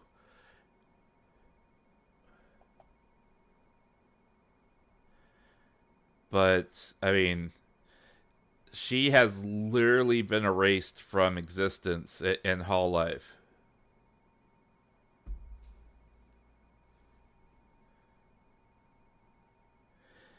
Well, they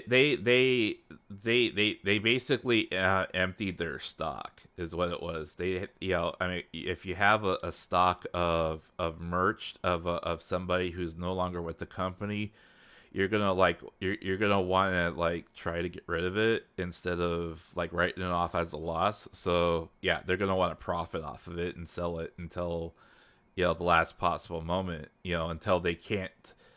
You know, the way that she exited, and the fact that people were like literally trying to asking an absorbent amount of money for her merch on eBay and other places, in auctions, since it was literally going to become collector's items, and people were asking like 5 to 10 times the amount of what they paid for just for her merch. Yeah, they were going to profit off of her until the last possible moment. even if they couldn't sell her anymore, they still. I mean, they literally,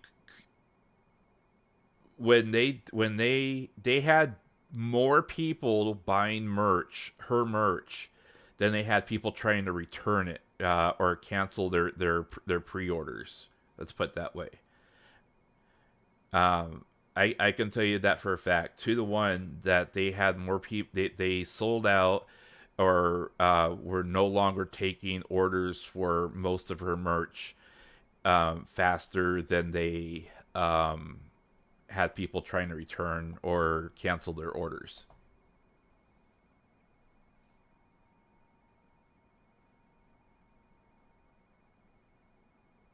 Yeah, Coco left before Rushia.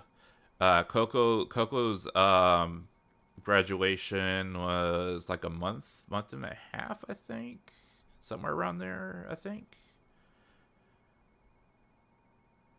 something like that.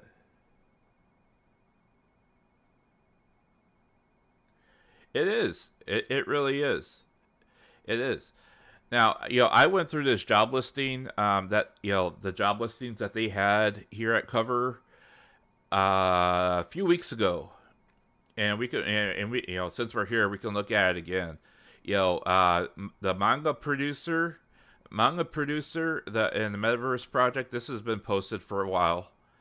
2D art planning and production progress. That's been up here for a while. And of course, producers and art planning. Obviously, there's probably going to be more than one person doing it, but these job postings have been here for a while. Public relations manager. They've been trying to get a public relations manager for well over 6 months now. Front end engineer the outsourcing engineer was posted up here within the last 3 months.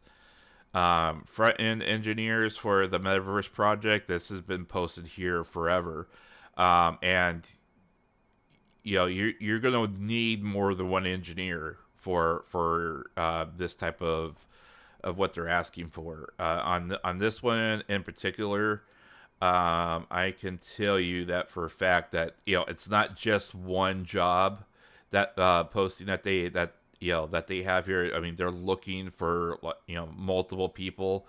I mean, the fact that they are looking for people that have actual work experience, that are that can have these types of skills. Be able to create web pages, experience with Git-based multi-person development. I mean, they're looking for somebody who has at least 3+ years of experience, at least. They're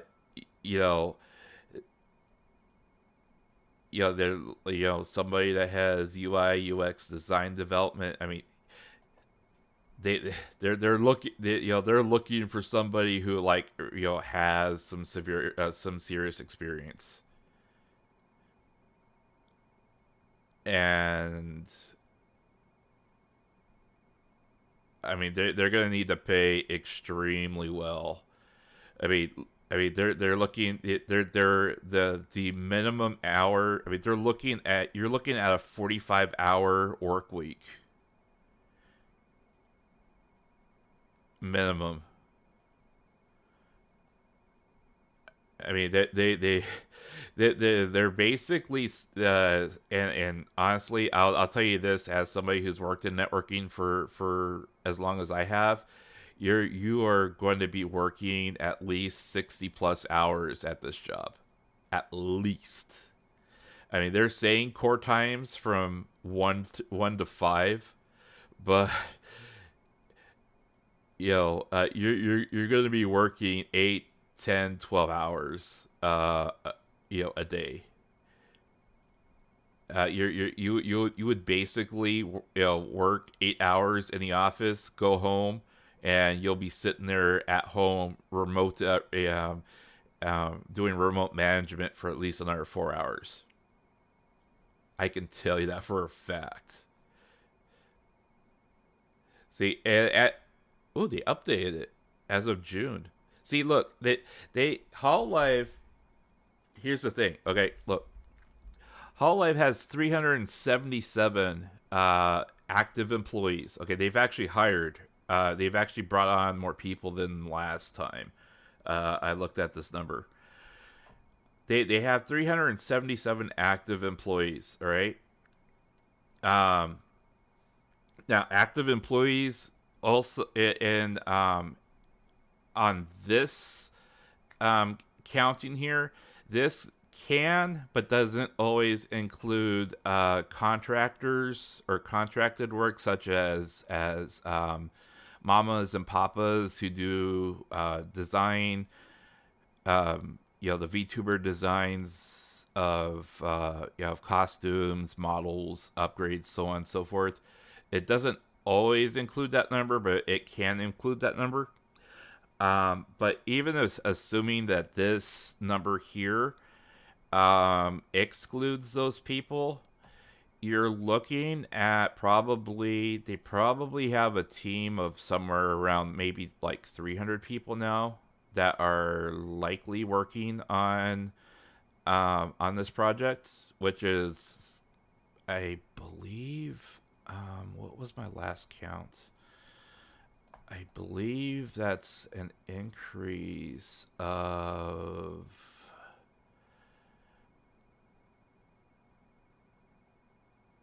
let's see here.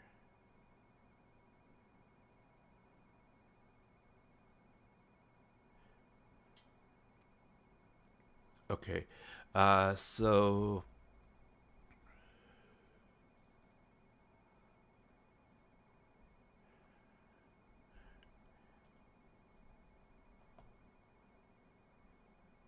if I remember right, from the research I did, they had 86 employees that were working solely on the VTuber side of Hololive. See, this was back in March.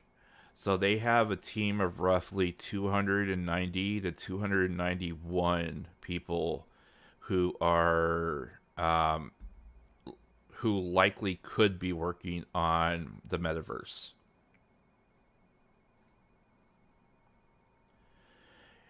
Yeah. They had 86 known employees that were back in March that were actively worked on the VTuber and production side of Hololive back in March, which brings it to about 291 people that could be working on the metaverse HoloEarth project, which is bigger than what they had.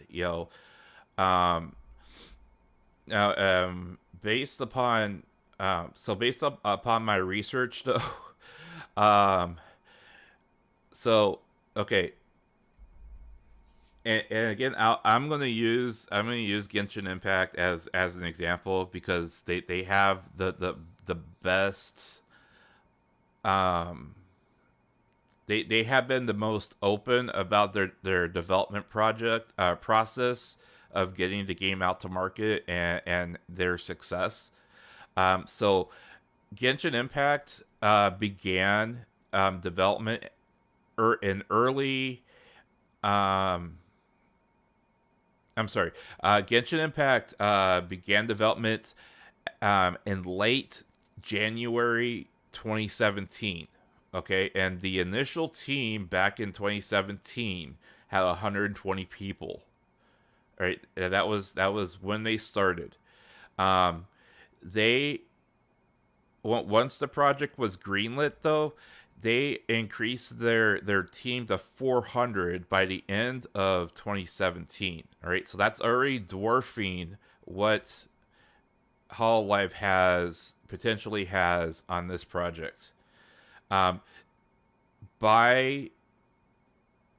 2021, Um, and this was after they got the game to 1.0 and had released it to the market.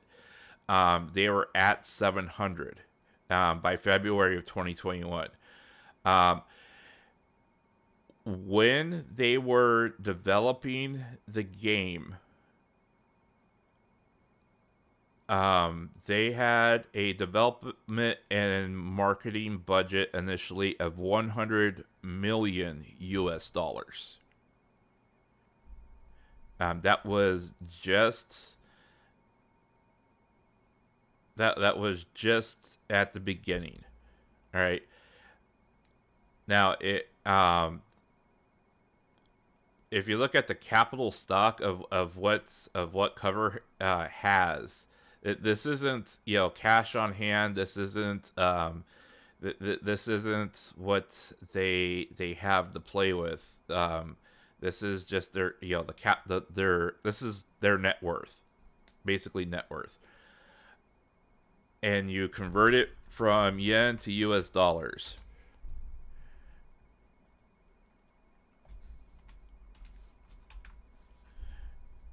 You basically have, I mean, their stock value itself is worth 3.4 million.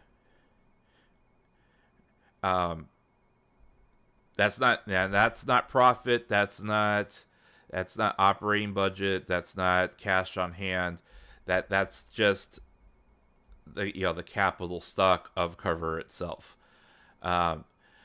So basically, they would need to have some very deep pockets in order to get to that point. I mean, it took they went from MiHoYo was able to put out a product in 3 years. 3 years, 9 months. And they had between 400 to 700 people by launch.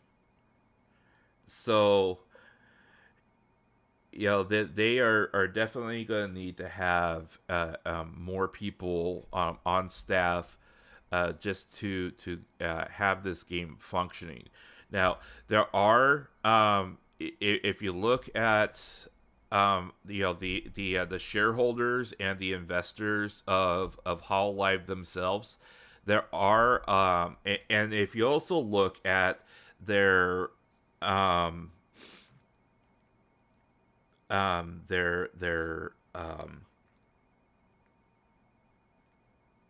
what's the word? They're kind of like they're not really affiliates, but they do have active work relations with other companies. One of the companies that comes to mind is Yostar.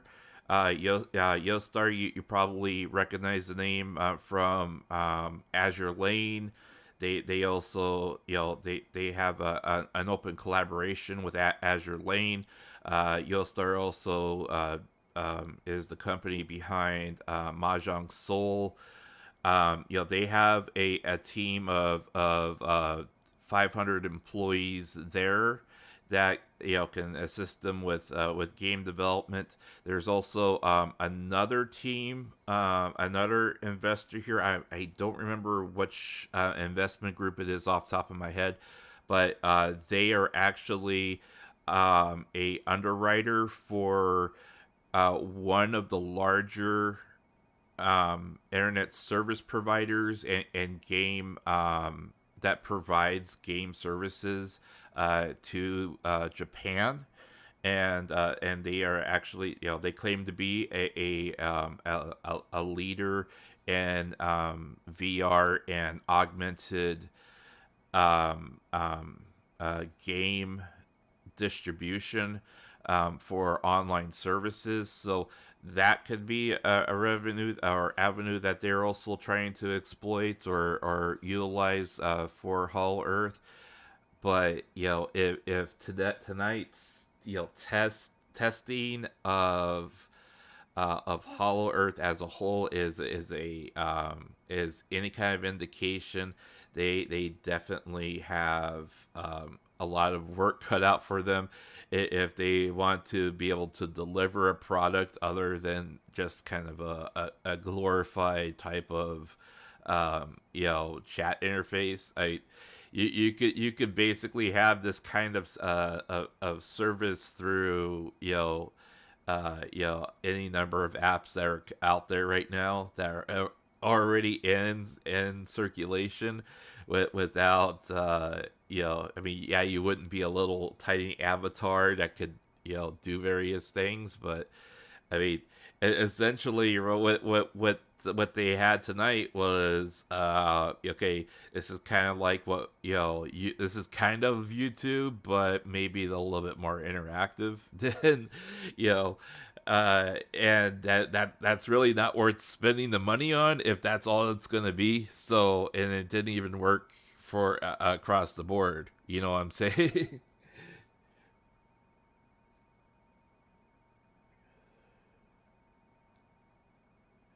Well, yeah, and that's one of the things that I've always gone back on as well. That's when you look at revenue sources and sources of income themselves, just off of super chat money alone, combined, Coco and Russia brought in almost 2 million US dollars a year in super chat revenue money between the two of them, and active growth within each channel. Russia averaged 200. What was it? Almost 200,000 new subscribers a month. I believe it was. Wait a minute. It was no. I take it back. It was. I believe it was 80,000. Uh,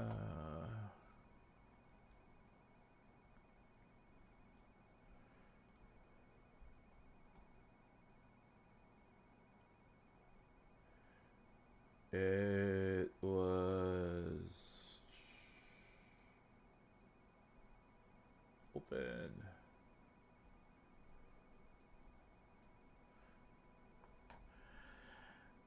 Let's see here. So I haven't updated my chart since I did the presentation. So if we utilize Russia's past trends alone, in 2020, Russia gained. She had 706,000 subscribers in 1 year. In 2021, just in the roughly 6 weeks that in 2021, she had gained an additional 80,000 in 2021, right? So a 14-month total. For a 14-month total, she had 786,000 new subscribers. All right. So you take that number, and she was averaging 56,000 new subscribers a month, and that's new people. That's not returning. That's new people that were subscribing to her channel. If you look at her data set for super chat money, she was pulling in just under a million in super chat revenue alone. that didn't include merch sales or anything else, or her contract or anything else. That was actual super chat money only.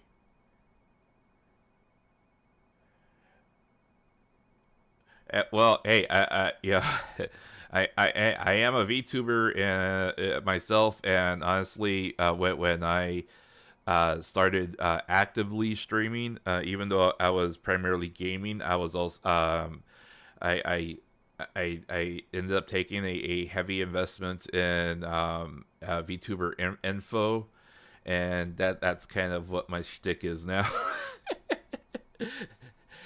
But I mean, hey, I mean, it is what it is, right? I mean, I it beats the just being just another gamer out there that's trying to have an audience. But and the again, like like I've even shown people, basically this data set here, that and this is part of a larger presentation that I did a little while ago. This data set here, basically, I took the top 20 VTubers that are for each month as far as net growth for channels, all right, for their channels. And whoever the top 20 VTubers were included in this data set, and this is primarily Niji Sanji and Hololive, okay? And because I was interested in seeing what the data sets stated about the growth between channels, okay? Now, if you take it, sometimes there were more Hololive than Niji's, but a lot of times there was more. Especially this year. This year was big for Niji, all right, and this is net growth per channel, and the fact that Niji has been able to consistently outgrow Hololive and net subscribers practically from since January of last year, of this past year, is very telling of where things are going. Now, the overall trend lines are the same. They're both showing a net increase over this past year, as opposed to net decreases and viewership. However, and if you see with the trend line, they are largely the same, with the same ups and downs. However, the consistency of the matter is that you see such a large gap between the market share of net growth between each company. And the reason for that is, by and large, Hololive is struggling as far as growth behind Niji, because Niji is tapping into a larger market as opposed to what Hololive is doing. This past year alone, this net growth is because they're tapping into the English market, and they're tapping into a market that is predominantly absent or not being targeted by Hololive. And Hololive is so the net growth here by numbers is roughly it was English and female between the teenage years up to age 30 for new subscribers, and that it was largely 2-to-1, about 66 to 70% of the new audience market here for Niji is female, or they're female, or they're male and female between teenage years from 14 through 30. That's what their net growth has been from.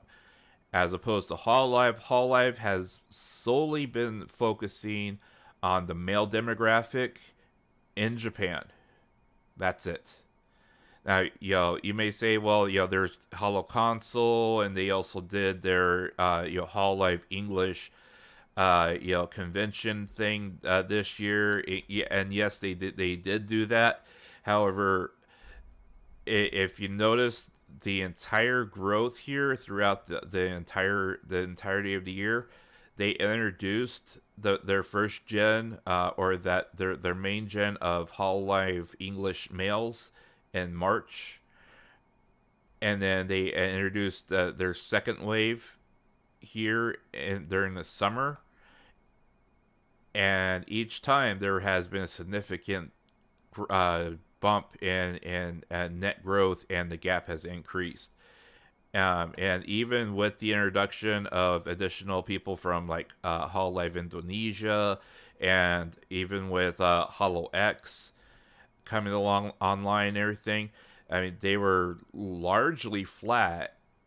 And if you notice, I mean, there was not much of a dip, even with the controversy of Russia from February through April. It did go down, but this dip down here by and large has to do with the fact that from February, after March, especially after March, Russia's content was going to go offline in April, so that's when you start seeing the fall off, because people basically realized, hey, she's not going to stream on Hololive anymore. We're going wherever she's going, and so that growth actually decreased because she was not gaining that audience, and that's where you see. I mean, there's still a 300,000 gap here, but the fact that she's able to pull in 50 to 60,000 new subscribers a month. I mean, that's huge compared to not having that growth. And then people start getting sick. COVID was a very big thing. There was multiple waves that were going through here. People were having to take time off. So summer was by and large a big miss for Hololive, because they had to rotate people in and out with people being sick. Marine was also absent, by and large absent. That's when you start seeing the climb here. She came back, late summer, from her throat and health issues. So you started seeing a big climb because she came back here. But yeah, it's been a very big miss, with everything in 2020. So, but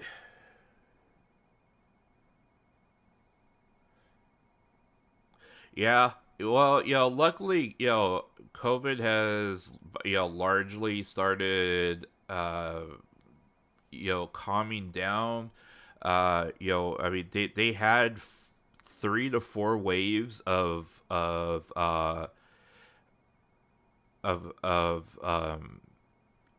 outbreaks in Japan over this past year alone, with Delta and Omicron. So they, there was a lot of sickness going around in Japan. And, fortunately, it seems like most of everyone is recovering. Though I do suspect that some of them are streaming while they're still not quite 100%. But, it's also been extremely helpful that Hololive has, they're not, they can be decentralized, and that they can stream from home, and they are able to provide a certain amount of assistance to them while they're streaming from home. as opposed to always having to come into the recording studio or coming into the office itself. So I mean that's a big plus, and also the fact that they've been able to push out additional content creation tools to them, to be able to do more from home is also a big thing.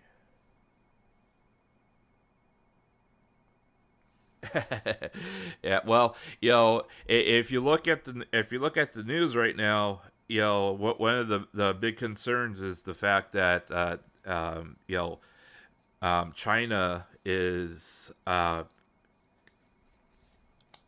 they feel like China is either underreporting or not reporting just how bad things are, and one of the big concerns for especially for Japan is the fact that they decided to completely reopen their borders to for people that come in. So there's the concern that the virus can, any variant of the virus can basically just come in country, and then it starts all over again with, population density is one of the huge, biggest concerns when it comes to outbreak.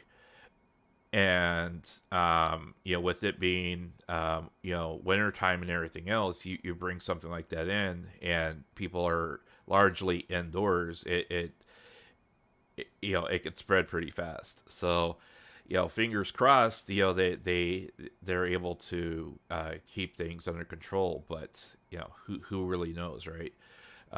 That's something that's a little scary going into 2023. But that on the flip side, that's also why Hololive has been able to be as predominant as they have been, because they've been able to deliver content to people that are stuck at home. So let's just hope that they are also able to develop the projects that they are hoping to be able to get out to everybody, because my biggest thing is that if you continue to look at the job openings here, the job listings that they have here, even this is new. Technical artists, they're outsourcing technical artists now. My biggest concern is that the job listings that they have and what they are currently looking for this project is not indicative of a company that is on the verge of releasing a product. The job listings that they have here are indicative of a company that is just starting to try to staff up for game development. And the difference between that and what and the perception that they are portraying for HoloEarth as a whole is extremely different, because if you and I'm not sure if you can access the page from this.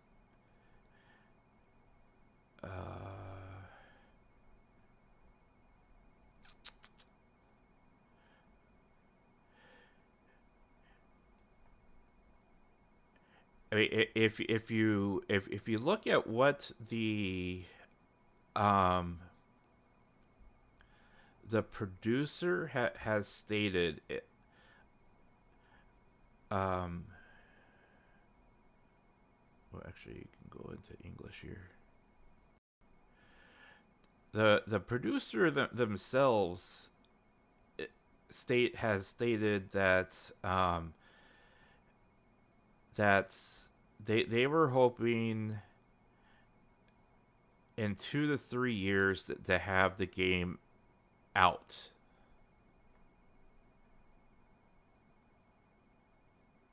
Niji has a lot of streamers. They're a lot bigger than what even I thought they were.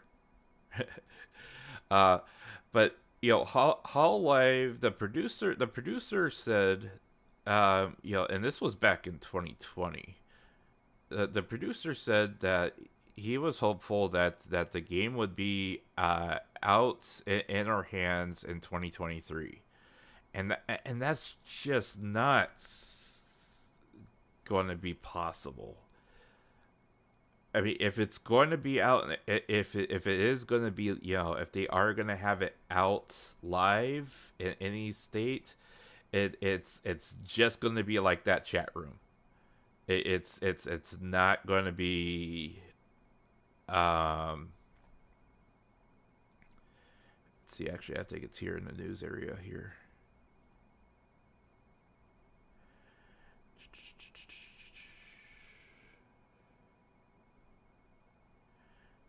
Yeah. So here's the outlook. This is from the producer here. This time I'd like to share the recent situation with HoloEarth and Hololive Alternative and the outlook for 2022. Which is this past year. During the test period, you can use simple chat space, which is what we've seen. We are playing a test version of this app around March, which they tested it in a closed alpha test, and then released it to the public. None of these stamps are live. They haven't even implemented these live stamps yet. So I mean, it's basic text and that's it. Purpose of testing is server operation and load testing, which is what they've tested. They were hopeful to have a few surprises for us. Yago was like live typing, but I mean, it wasn't like okay. And then of course we had the test today, which was what it was. Live event. We're planning on hosting a lobby space, a live event in the lobby space, which is what they've done tonight or today. And we saw how well that went, which I'm assuming that maybe 10-20% of us maybe hopefully saw it live in the client. And of course there's the manga, and that's it. All right, now if you look at if you look at one of the earlier press releases from him,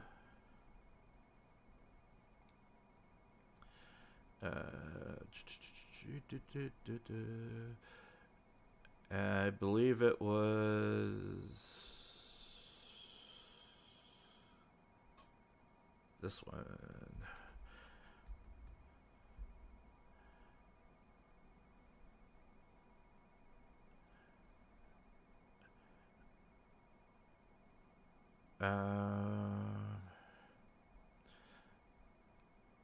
So the metaverse project HoloEarth is in development is under development in several sub projects. So the sandbox game, which is there's sub project on its own, adventures and life in open field. You can battle monsters, build your own house. Communications lobby is basically what they the only thing that they really have live right now, and I mean that's live and stable as being able to just talk by text, but as far as being able to hold events in there, we saw what that is. the entire avatar creation system is completely absent at this point. I mean, the only thing they've shown us is the fact that you've been able to put, they've been able to put them, which are already pre-established 3D models built in Unity, into the actual game itself. But that's it, you know. And even this screenshot here, this is the same one of the same views that's and landscapes that they have been using for their vertical slice, showing the public here for the last year. And back in 2021, or actually this is 20 this is 2021. This is October 2021. He stated that the development period is planned to be the 1 to 2 year, but each product will be tested thoroughly or through alpha, beta testing, and early access. All right. So now, whether or not they meant 1 to 2 years per sub project is a different story. But the fact that back in 2021 they were saying 1 to 2 years, that means that in 2023 they expect something to be live in a live state.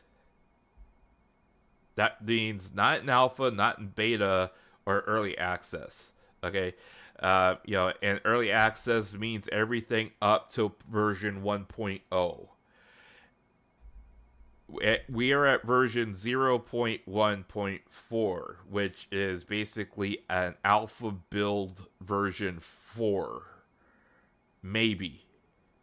And if you really, really drill down, that's like pre-alpha. That's not even alpha. That's like pre-alpha.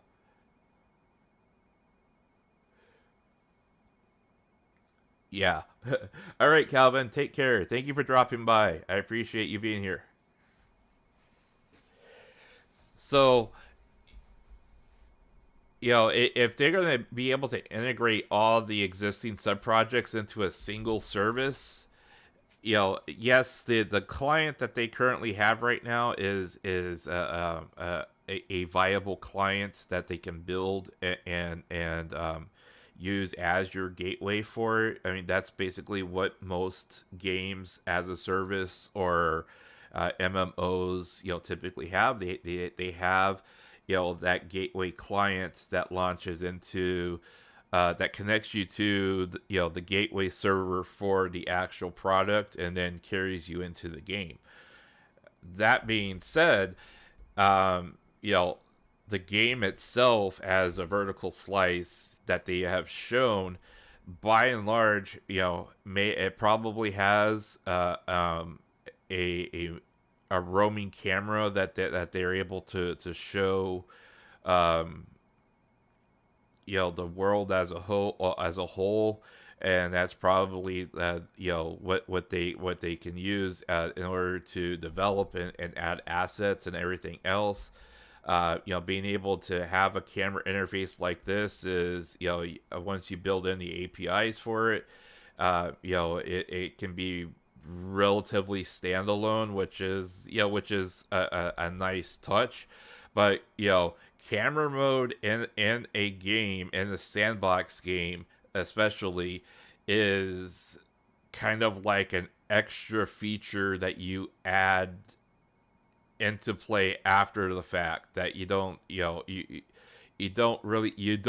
it to launch the game. It's kind of like a would be nice after the fact type of thing that you can add live. But in order to get it into a playable state, you have to be able to continue the world build, add the assets in, add artificial intelligence and into the mobs, into the NPCs, into the character, add just like world variables like rain, lights, a day-night cycle, that kind of thing. I mean, from the picture of this alone, you can basically say tell that a lot of this is likely, um, pre-built assets or assets that are easily made, because they look just like what you would see in a lot of other games that have been out recently. Um, and the avatar creation system. I mean, they went from avatar creation system to, putting this girl front and center, as, the main focal point within a year. So who knows whether or not, that's going to come extremely later or not. So, I mean, it to me again, it's worrying because the job postings that they have here, they have 33 job postings for the metaverse project itself, which is the main umbrella of what they're talking about. And they are stating that the sub-projects of HoloEarth are the sandbox, lobby, avatars, and avatar system. These are three sub-projects within the whole. And if they are expecting 1 to 2 years and having it, something feasible to give to the public in 2023,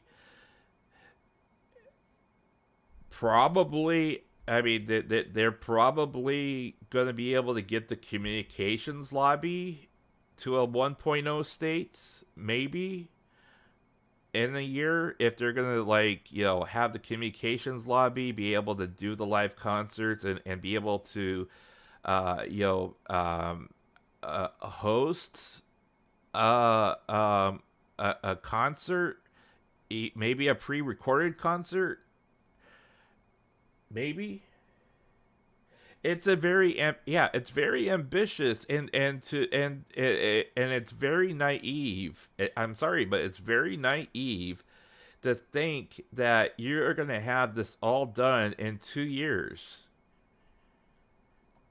I mean, there's a lot of games that are on Steam that are made with, teams of 5 or less, that are in early access, that are live, but they most of them aren't games as a service that have an open sandbox that you party with 4 or 5 people in a live environment that is, available to you 24/7. Yeah, it is. It really is. You know, um, so I mean, I'm just, I'm really hoping that, tonight's um alpha test of their chat service, their communications lobby, uh, and wanting to have that as a stage front for people. I really hope they're able to take what they've learned from tonight and be able to figure out, why they had the problems they had, and why, I'm assuming it's probably largely bandwidth, um, but I'm sure there's probably a lot of other technical hiccups that happen too, and that's why, you didn't see those transitions, from live lobby to being able to see the stage and the program and the performance. So who knows? But in the meantime, I am going to call this a morning for me, because I have several other things that need to be accomplished this morning, and I also have my own project that I'm going to be working on for being able to I still need I have work I need to do on my community project for Peanut Penguin for Prison Project. I got 2 weeks to finish on that project. So I need to work on that project for her, and so I might try to stream that later on today for me. If people are interested, just kind of keep an eye out on the page on my YouTube page and my YouTube channel or Twitter, and I'll make an announcement if I'm going to go live for that. Otherwise, I will be streaming this week. I do still want to try to play High Life and just kind of try that out and see how that is. And then, in addition to working on the project, and I still haven't started Crisis Core yet, so I want to be able to play some Crisis Core this week as well. So, if you're interested in that, please drop by. Otherwise, if any breaking news does come out for Niji or for Hololive, you can be sure that I will try to go live for any of that news as well, with some small news briefs. And I also still plan on trying to do at least one stream where we go back and we review some of 2022's best moments for Mikochi. I know Mikochi has had plenty of clips of her, and I would like to review some of those clips this year. And we might go through some of the other girls as well, and just try to recap some of the best moments of 2022.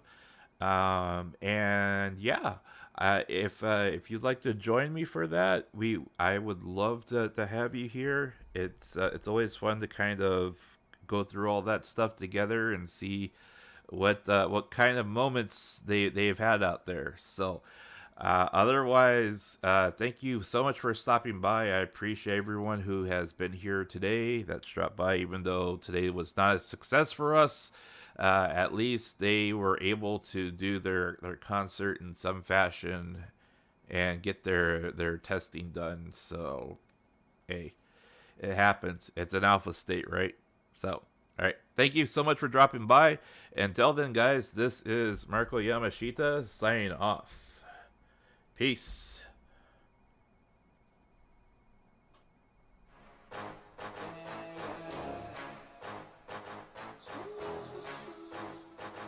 Yeah.